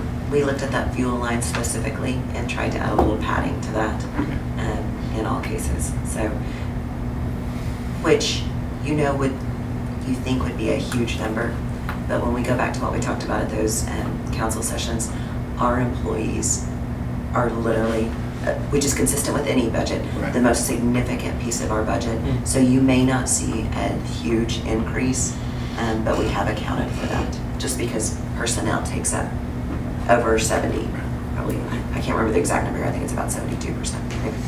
So, but yes, that is accounted for. To the extent that my crystal ball gave me.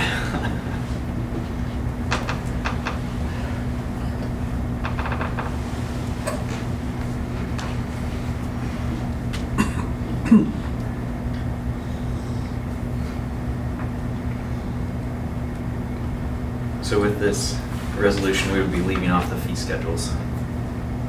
Yeah, fee schedules, leave them as they are until we're ready to approve them. We're close. Close. Do those fee schedules have to be passed before the fiscal year?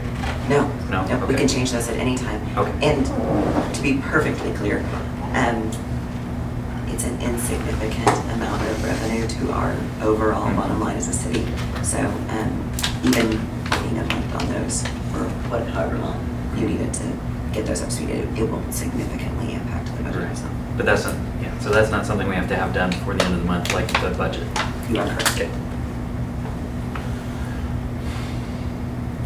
And this doesn't have to be approved tonight. It can be approved next meeting. You could do it on the We would have 15th. time, yeah. Or changed or amended or whatever. Yeah. Before then. And after you pass it, it can be amended anytime. Right. Yeah. 7 days in advance of the fiscal year by the 21st. That's the drop dead date. If we didn't do it next meeting, we would have to have a special meeting.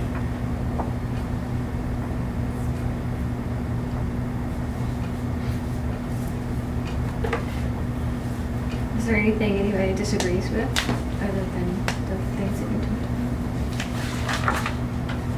talked I think the only thing that kind of stuck to me, and it's probably a small thing in the size of the budget, but I do like the idea of looking into a newer trencher for potentially 10 grand less. And so if we passed it as is, that's more of an administrative function, correct? Yeah. Yeah, ultimately, these are all just guesses. I mean, most of them are based off of quotes, but things come in less all the time, and we'll just say, oh, sweet, we saved that. We can either save it or we can use it in this other need that popped up. I would like to see the budget with the 3.3 CPI. Which you could. We could have made pass that motion. now, yeah. Right. Yes. Because what will come back to you is the rate resolutions to actually approve. Right. So what you're saying is wait 2 weeks. I want to make sure that the 3.3% CPI is on And you can include that on a motion to Yes. do that, yeah. Okay. Yes. And the same thing with, with like the employee, like the insurance. We could make that motion and say, we want to pass the budget. We want, we want the administration to put that, to build that into the budget. And we can pass the budget with that condition in there, with that 3.3. I was gonna say, I would like to challenge it to come out of the capital this year. Right. That's what I would prefer, but that's me. I guess my thing is there anything that we need to do it tonight with all the different things in there? Or can we have it come back at the next one we clean could. We could. and ready? Yeah. I would say this is the first time the public's really heard it, and I would also like to have the opportunity to have anyone come talk to me about it. But that's Angela, everyone else, and she might have something to say, I don't know. I think that makes sense. I like to see a budget get passed as soon as possible, but I would also like for it to be clean. Again, have the public reach out if they have any concerns. And if we bring it back next meeting, we have to also do another public hearing? No, sir. No, ma'am. No. You have accomplished your requirement. The requirement is to hold one public hearing. 15 days in no one came advance. to. Just saying. Right. So, other than a lack of quorum or some sticking point, what could keep us from doing it next meeting? The fact that Russ would be here instead of me. So now that That'll just make the comes meeting out- longer. That's from passing it next time? Everybody- Well, I'm just trying to look at the Oh, downside right. of waiting the 2 weeks. 'cause, Right. If there were Just more like- questions or concerns, and then, and then if we didn't pass it in the next meeting, then it becomes, we have to have special meetings. Right. And with special meetings, you have to post so many before the days. meeting that you're gonna do it. And do we even have time? Right, and that's the problem you run into, is that then you have to post it 48 hours. Yeah, so you have to post your meeting 48 hours prior to the meeting. So if we posted it, the Tuesday after the meeting, we wouldn't meet until Thursday. If it didn't pass, then we'd have to wait until Monday. And so you always have the 2 days in between. And then you have to relive this whole thing. If you're gonna pass it next time, I get the thing about the public, but on Right. the other hand, it's like the reason that we have a public hearing and the reason we post the agenda early is so that they have the opportunity to do those things. I think you can see from the turnout that it wasn't a priority. I mean, I don't know how else to The say it. notice is also published. Yeah, it is. in 5 the- days in advance. So I'm totally up to you guys. I think Mhm. I think sometimes when we think of transparency, it's like local government is transparent by law, and we're doing that. But at some point, you have to say, well, people have to make an effort, you know.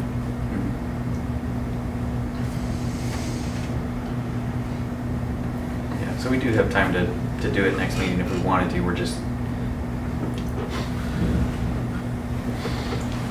think we should wait till next meeting. I understand all that. We do have our own budget sessions because it is so lengthy. And now we've talked about it, we've hit some of these high points. This might be what people hear and reach out to us about, but I see both That's true. sides. That's true. So if we do move this to next meeting, what changes do we 100% want to have on there? Are we gonna leave it like this, and then when we come back, then we're gonna say, I would like to add blah, blah, blah? I mean, what changes do we want to make? She's got notes. Or what numbers? Well, I have what I've heard, but Yeah. I mean, do you want a 3.3% utility rate increase? Or at least like, show us the difference of what a 3.3. It's $150,000 and some change. well, by ordinance, it'll happen off of whatever Right. March's And it'd was. just be nice for the Right. budget to show it so that we can see that as compared to what actual would be. Right. Okay, so 3.3. The other thing that I heard is some discussion about health insurance. Absorbing, Yeah, I guess Direction. the question I have on that is, do you want to absorb the full amount for employee only, or do you want to absorb the full amount for the employee only and the families and the dependents? Okay, on that, didn't you say that y'all are going through the enrollment period right now? And when does the enrollment period end? June. June 11th. And that's before our next meeting. Yeah.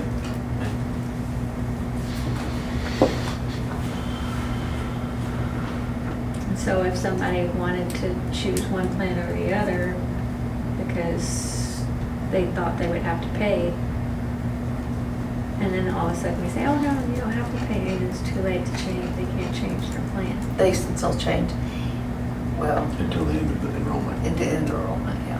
Yeah, but that assumption is that a lot of people chose the HSA and then would want to switch back, and nobody Or chose the the note, HSAs. or the note. Or the, Or the- or Right. option In lieu three, of. in lieu of. There were some that did that. Yeah, it's true. I mean, if you give direction tonight and pass a motion, then we'll know. I mean, it's finalized in that way. We'll say, council's approved this, the insurance is gonna look like this. that is really a pretty immaterial amount to what's, I mean, but for the employees. Employee, it's not. it's For them not. making the Well, that's a- decision. sure. Yeah. But as far as the bottom line on this budget, Right. I probably won't change the numbers in the budget based upon 4 people going one way or the other. Is what you're saying. Well, no, I was talking, never mind. Sorry, I overcame that. So was the $60,000 just for the employees, not the? That's correct. Plans? Employees. Yep, employee only. And so if we put that back in, that would just change that one thing. Correct, the employee cost, not family, not, Yeah. Yeah. Yeah, we can just, I mean, it's not changing health insurance, it's just changing what we're subsidizing. So, yeah, for employee only. So if I understand correctly, we are subsidizing 60% and then, 60,000, and then the employees are paying 60,000. They're not paying 60,000, but yes, we're subsidizing 60 for the Okay. employee only. And so what they're talking about, I think, is what if we paid that for the employee only, and so that they didn't have to pay that $121 a month.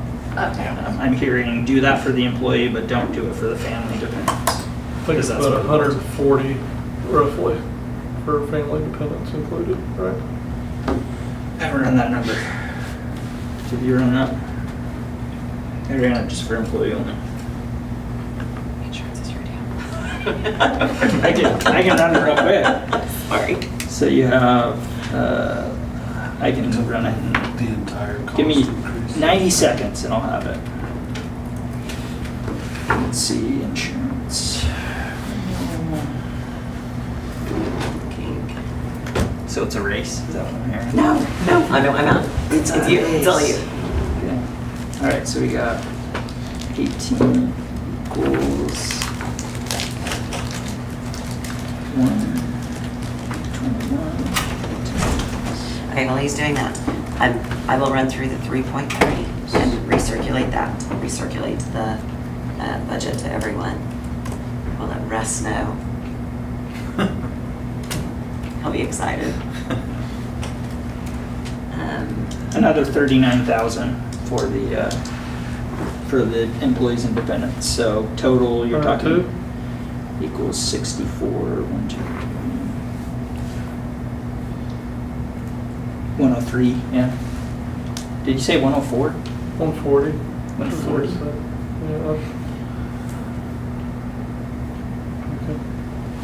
Yeah. Yeah, 103 is what I'm getting.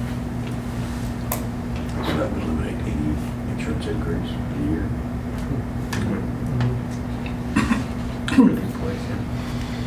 And so raising the 3.3% would cover that. any difference in Insurance. fully covering the employee only, as it was before. With no changes to any No other changes. numbers. Yeah, I mean, Actually, just more- theoretically, if you guys want us to do that Exactly, there would still be some. and pass it tonight, or you could just say that's what we're gonna do. I mean, either way, I can send out an email to employees and talk to the directors this week and say, hey, let your employees know that council decided to waive this, and they can still change their open enrollment up till the 11th. So they can enroll in a different plan, should they wish, based on that. Because if we wait, they can't change it. Well, we That's can correct. also put something in their pay, a little thing in everybody's Yeah, but then they have to pay income tax. envelope, because No, just. we get paid Friday. Yeah, if you wait, yeah, you're right. If you wait, you Oh, okay, I really. see. Insert, not Yeah. not paying them. No. We can put an insert. Like, well, you know, I think we can put an insert in their check stubs and tell everybody that city is absorbing that additional cost this year. So they would have time then to get their, any changes they decided to make, if any. I'll tell you, employees would be thrilled. I mean, I've talked to them and they're not happy about this, you know, and no one's happy about it. And they would be just thrilled if you did that. And I'd say council loves you more than I do. That's what I tell them. But I mean, I think the thing about health insurance is if we can do something now, why it's 12% or whatever, there's nothing to say that next year won't be 28%, and we have to do some shared pain at that point. Right. This may be our chance to get in the boat with them and help. That's where I'm saying this, but I want us to make a concerted effort to find other options that maybe, I think you said it earlier, are probably a better option for the employee, just uncomfortable right now. And figure out how we get past that stage of uncomfortableness to make it better for both. Yeah, something else could come up, like I said, meeting with Stillwater and. Oh.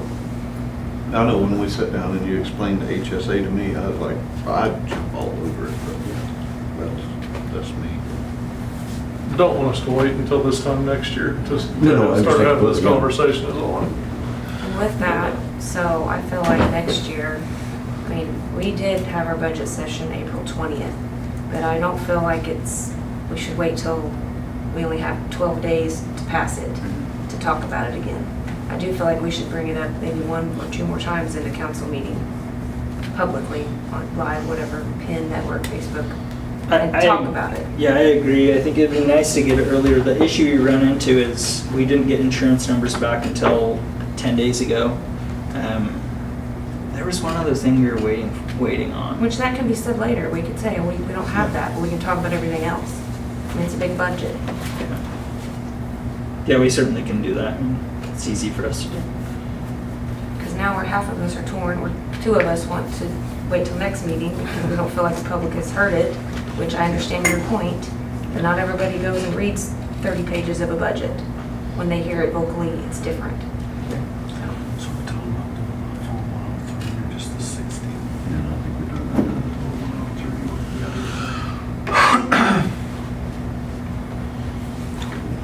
we wait till next time, can you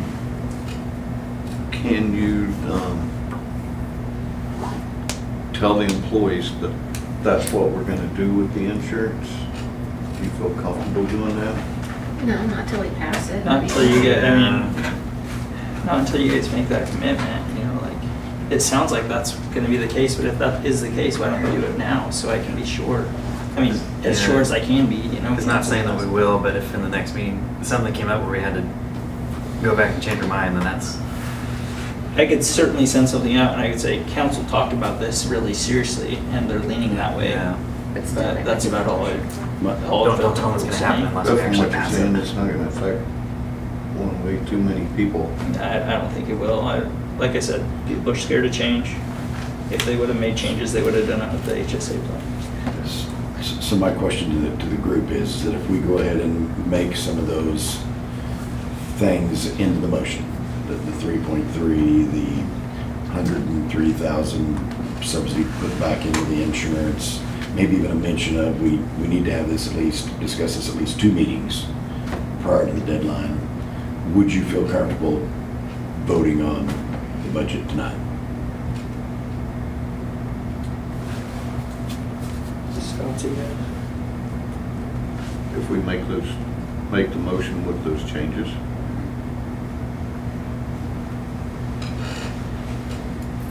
I am too. I mean, as elected officials, we get this information, before the public, but that's, Yeah. we're tasked with researching and digging into this stuff.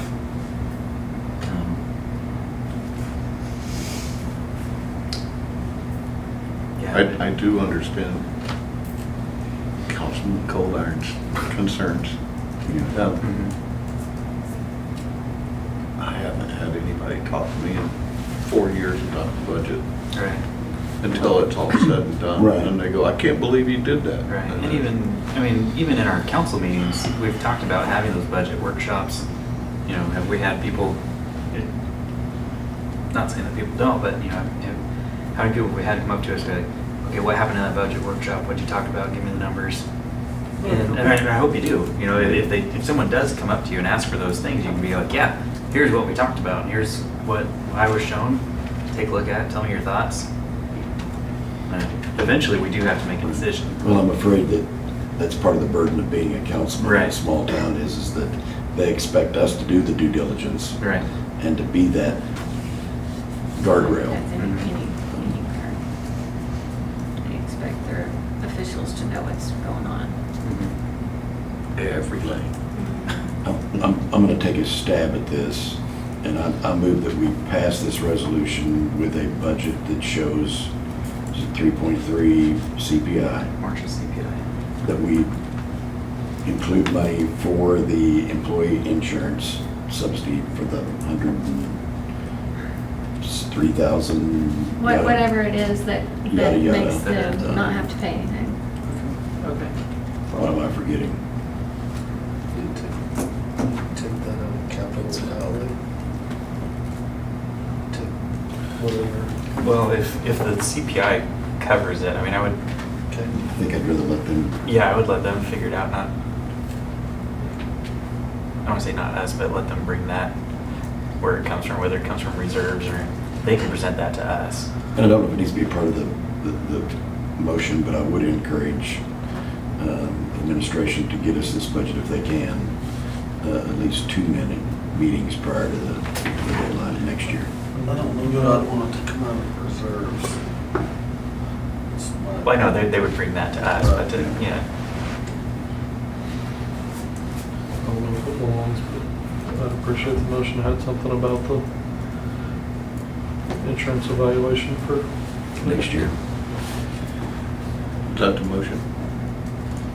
I think I want to add that to them. I'm going to take a friendly suggestion from Councilman Coldiron to add that to my lengthy motion. And I'm hoping Christie's taking notes. Austin should have been doing this. You did a great job. Well, when you get done, I'll second it, so. Okay. Can I, just for confirmation, 3.3 CPI increase, absorb the 104, or whatever that number calculates out to, do not pass that along, so we will figure out where to pull that from, which now that we have the CPI, we'll pull it from that. And an insurance evaluation before next year. Okay, that's what I had. And we'll get it to you earlier. For the We can record, hold. You all saw it. Yeah, we can hold the hearing earlier, right? Yes, That's- the limit on the hearing Right. is just And I 15 think days. that's what Yes, we'll and have, so- a timeline that starts the whole thing. Yeah, sooner. so like when we did our budget session, it was April 20th. Mhm. Yeah, there's plenty of time. There's plenty of time to have another one, or, I mean, at least talk Right. about it Yeah. in one of our meetings. Does the hearing have to be, and maybe this is a Bryce or Meredith question, does the hearing have to be in relation to the budget you actually adopt? No, the whole point of the hearing is that you can make changes. Okay, so what we could probably do is, we'll have the budget workshop in April, and then in May, we have the hearing, and then, we pass it in June.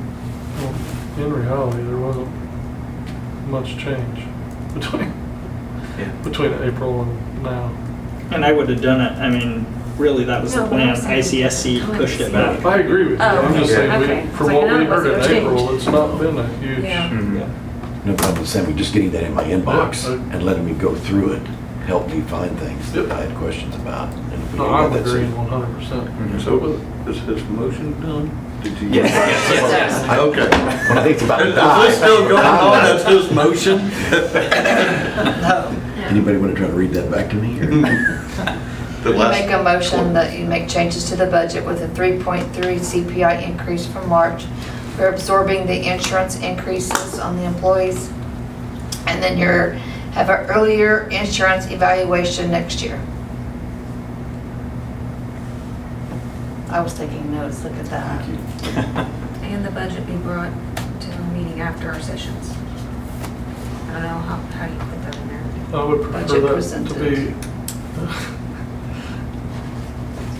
be, begin a insurance evaluation soon versus earlier, That's the Yeah, yeah. day prior. Right. It says sooner next year. Are you okay with that amendment? Absolutely.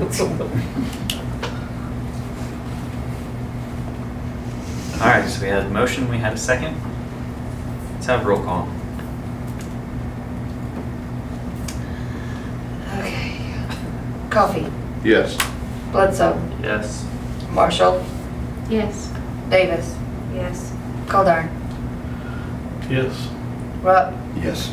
Williams, Yes. Wortham. Yes. All right, so that was item 10.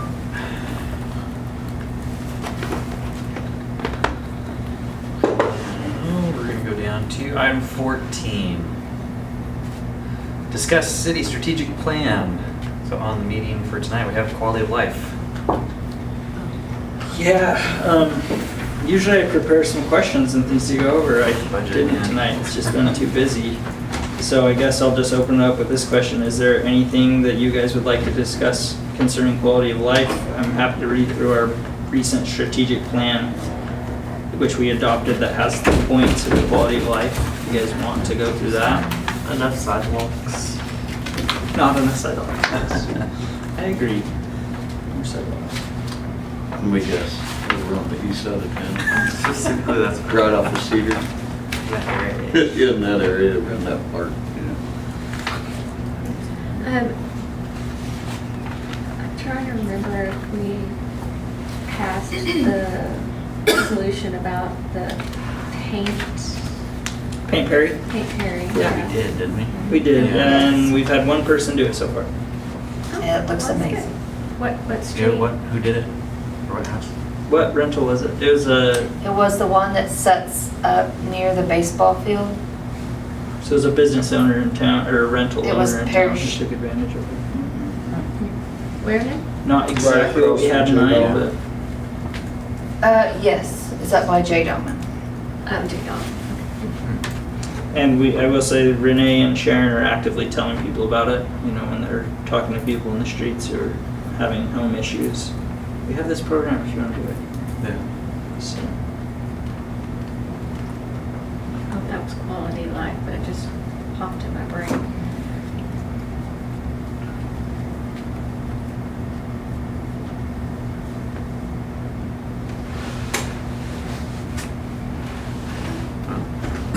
I mean, I think with the current budget situation, I think the quality of life, I mean, we're doing what we can, some of the capital expenditures there, and I just think we just keep looking for grants to see what we can do to move forward with that. I mean, this year's about all we can ask for, I think. I mean, your meeting that you went to out in Vegas, that was all quality of. It was, yeah, it was tax base and quality of life, I'd say. Mhm. So I know we have the Rotary part with the disc golf course, and we have extra disc golf. Are we Baskets or whatever? Yeah. Yeah. Oh, yeah, they're gonna Goals, I expand don't that, know. right? My son plays. Yeah. Baskets. Those chain things. Yeah, yeah. Holes. Are they holes of disc golf? Golf, sure. Holes, yes, they're holes, yes. Is there anything in the plans for actually using those? Putting We them talked, out? we talked about it, it's probably been a year since we last talked about it. We talked about, because we have a bunch of land actually going into the Right. woods, Mhm. right? So we talked about, well, maybe at the same time we do the cedar tree removal, where we'll have chainsaws and heavy equipment out there, maybe we can make a path in there for the disc golf. And I don't know that we've ever really Or- gotten much further Or are into we it. just gonna hang on to them until the ones that are out there are bad? And Rust and then replace or them. No, it's a popular course. I'd really like to expand it. Really would. Maybe I need to, well, Have you walked back in there? yeah, In the general. It's pretty neat back. No, there's some it neat it is, features. yeah. I chased a buck back there one time. It was big. On foot? A buck. There's a buck. A deer? You said on foot? On foot? Yeah. You chased him? Yeah, I was out on a walk and there was a Oh, it's a buck. dollar blowing across. And it walked under the telephone pole and I was like, oh my gosh, His it's knife in huge. his teeth. No sense in shooting them when you can take them with a knife. I had no weapons on me. Pretty impressive. Yeah. I wasn't gonna kill it. I just let's not make this Is it into a on the David wall? Wyatt story. Messing around with the deer. Killed a bear with my bare hands. Yeah, we talked about it last year. It needs to be readdressed. It would be cool, and it's something that we've thought a little bit about and probably need to think more about. I know we talked about the pickleball court, or they having a pickleball court for the tennis court or something like that. Yeah, we've got quotes to refurb them this year, and it was Yeah. insane. We don't use, It's like 40 grand. oh, really? They wanted to refurb those, and we're like, we can just have streets do it in the house, and then we're like, yeah, well, streets is busy doing a bunch of other stuff, so we haven't I done would anything on like to keep streets. tennis courts, but yes, add pickleball. Oh, yeah. You can do both on the same floor. Yeah. Where do we have pickleball? Just out at the. Century Yeah. Park, yeah. And the Yeah, like line. we just talked about So doing something to Leo Park. entice a chicken and pickle instead. Yeah. Yeah, Leo could certainly get some pickleball courts. I just went into some water. Hub, they've got them. Yeah. Yeah. Do you guys know anyone in the community who would have the capability to repaint and do a good job that would not charge $40,000? It's more than Who would be interested? I'm not saying for free. You know. We're talking about out there? Yeah, That's Leo. a surface issue also, right? It's not just. And this is Leo Park. There's a little bit of surface issue. It's more Yeah, like there is surface issue. it's more there's a couple cracks that would need addressed too. There's definite surface issues. Are they unlevel? The cracks unlevel? I haven't Or been they out just there need well, to be filled but in? the last time I was out there, it was not good. They're fairly bad, but there's only a couple of them. I would still play been on a it. couple years, but they quit holding tennis tournaments there because it was embarrassing. The quality wouldn't allow them to. I'd still play pickleball on it. You can do both on the same court. You also chase deer, so. Yeah, right. He's a mountain man. That's right.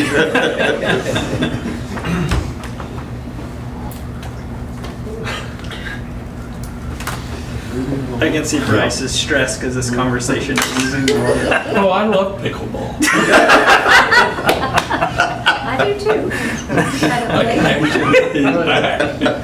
Quality of life could be pickleball, chasing deer. All kinds of-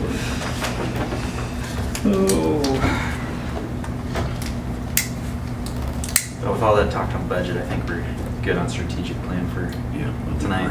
Exhausted. Will say, Yeah. if you would've caught that deer, you would've marketed that, about look how great our city manager is, he caught a He deer. caught it by the beard and Right. slayed him. I think one more, just real quick, Sure, go ahead. because we have talked about it recently, and it's one of the items here is, and it happens to be the last one, that promote the development of destinations like CC Lake, and just want to Right. bring that up again, Perry Lake, all of our properties, figure out how we can better utilize and promote them. You know, I was talking to a guy the other day, a city manager in Altus, who he used a grant program, which we know about, to fund a beach in their city for one of their reservoirs. I was like, that'd be cool. That's something that's been talked about previously for Perry Lake.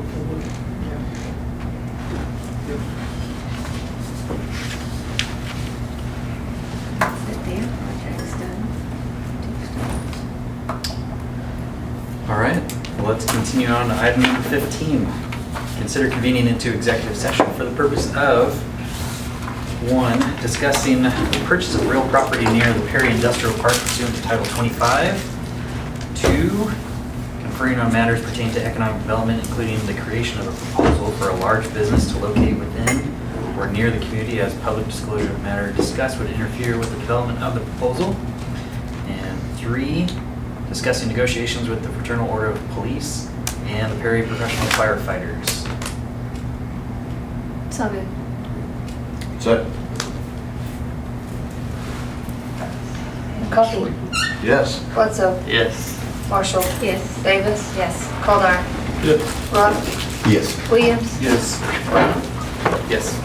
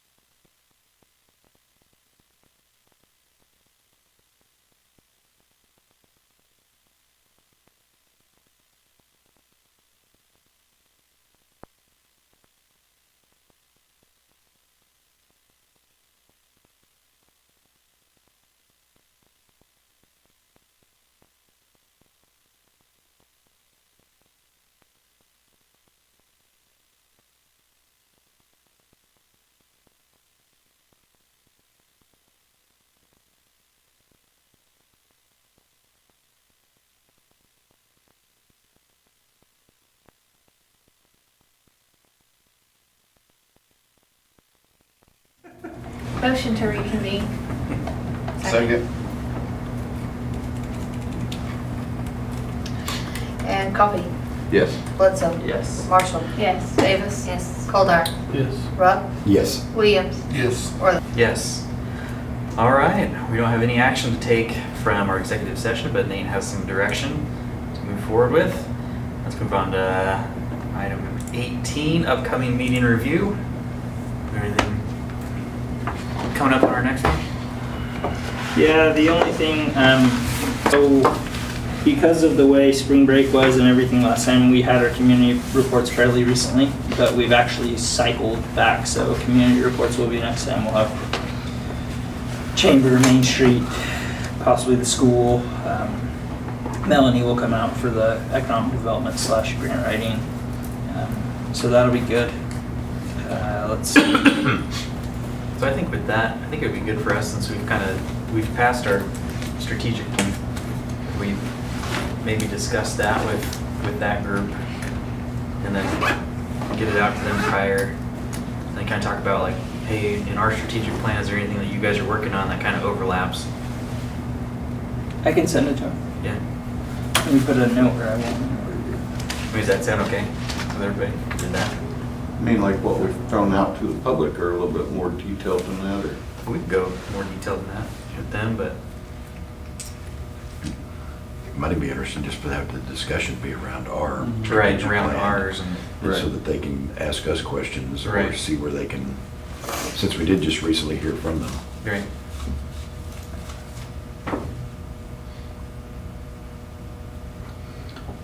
That's the big thing though. Price has a couple things for ordinances that he's adjusting. He talked a little bit about them earlier, so we may have those baked. Those are the big things, I think. Yearly contracts. Oh yeah, we have a bunch of yearly contracts to do. So we got Chamber, Main Street, Museum, Transit, Wheat Heart. I mean, we have all those. The only one that's changed is, we'll talk more about this next time, but it's the NODA, right? NODA has asked for an increase. They did 2 years ago, if you remember, and I pushed them, said no, not now. And finally, I think we're to a point where we should do it since they gave us $150,000 last year. So Cherokee Strip Transit. Yeah. Yep. we'll talk more about that next time. But yeah, lots of those contracts we'll go over. Yeah. So, I mean, anything else major? That's the only thing I can think of right now. Okay, thank you. Do we have any new business? Seeing none, we'll adjourn.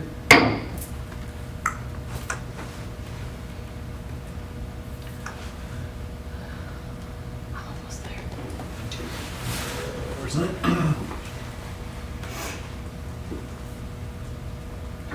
Okay. All right, let's call our meeting to order for the Perry Municipal Authority. Have roll call. And Coffee. Here. Bledsoe. Here. Marshall. Here. Davis. Here. Coldarn. Here. Rupp. Here. Williams. Here. O'Shea. Wortham. Here. All right, we've got quorum, item 1, our consent agenda. Motion to approve. Second. And Coffee. Yes. Bledsoe. Yes. Marshall. Yes. Davis. Yes. Coldarn. Yes. Rupp. Yes. Williams. Yes. Wortham. Yes. Item 5, consider approval of resolution number 2026-02 of the Board of Trustees of the Perry Municipal Authority, adopting and approving its fiscal year 26-27 budget for the stated purposes as contained in the budget, adoption of the fee schedule, adoption of the pay scale, directing its chairman, vice chairman, and trust manager to take any and all additional actions as may be required for the implementation of this budget. You're up, Randy. I know, do you remember your, How about I just move that we approve this budget with the same stipulations that we put in the City of Perry budget? Works. here you go. And I'll second it again. Okay. Coffee. Yes. Bledsoe. Yes. Marshall. Yes. Davis. Yes. Coldarn. Yes. Rupp. Yes. Williams. Yes. Wortham. Yes. Item 6, new business, nope, 7, adjourned.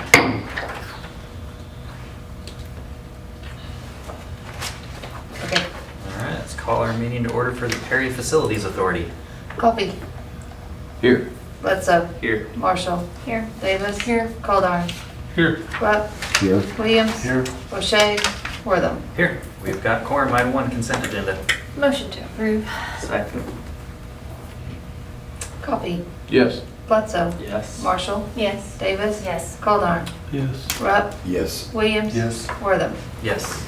Item 5, consider approval of resolution number 2026-01 of the Board of Trustees of Perry Facilities Authority adopting and approving its fiscal year 26-27 budget for the stated purposes as contained in the budget, adoption of the fee schedule, adoption of the pay scale, directing its chairman, vice chairman, and trust manager to take any and all additional actions as may be required for the implementation of this budget. I move that we approve this budget resolution with name stipulations as the city budget. Second. Coffee. Yes. Bledsoe. Yes. Marshall. Yes. Davis. Yes. Goldar. Yes. Rupp. Yes. Williams. Yes. Wortham. Yes, any new business? Nope, adjourned.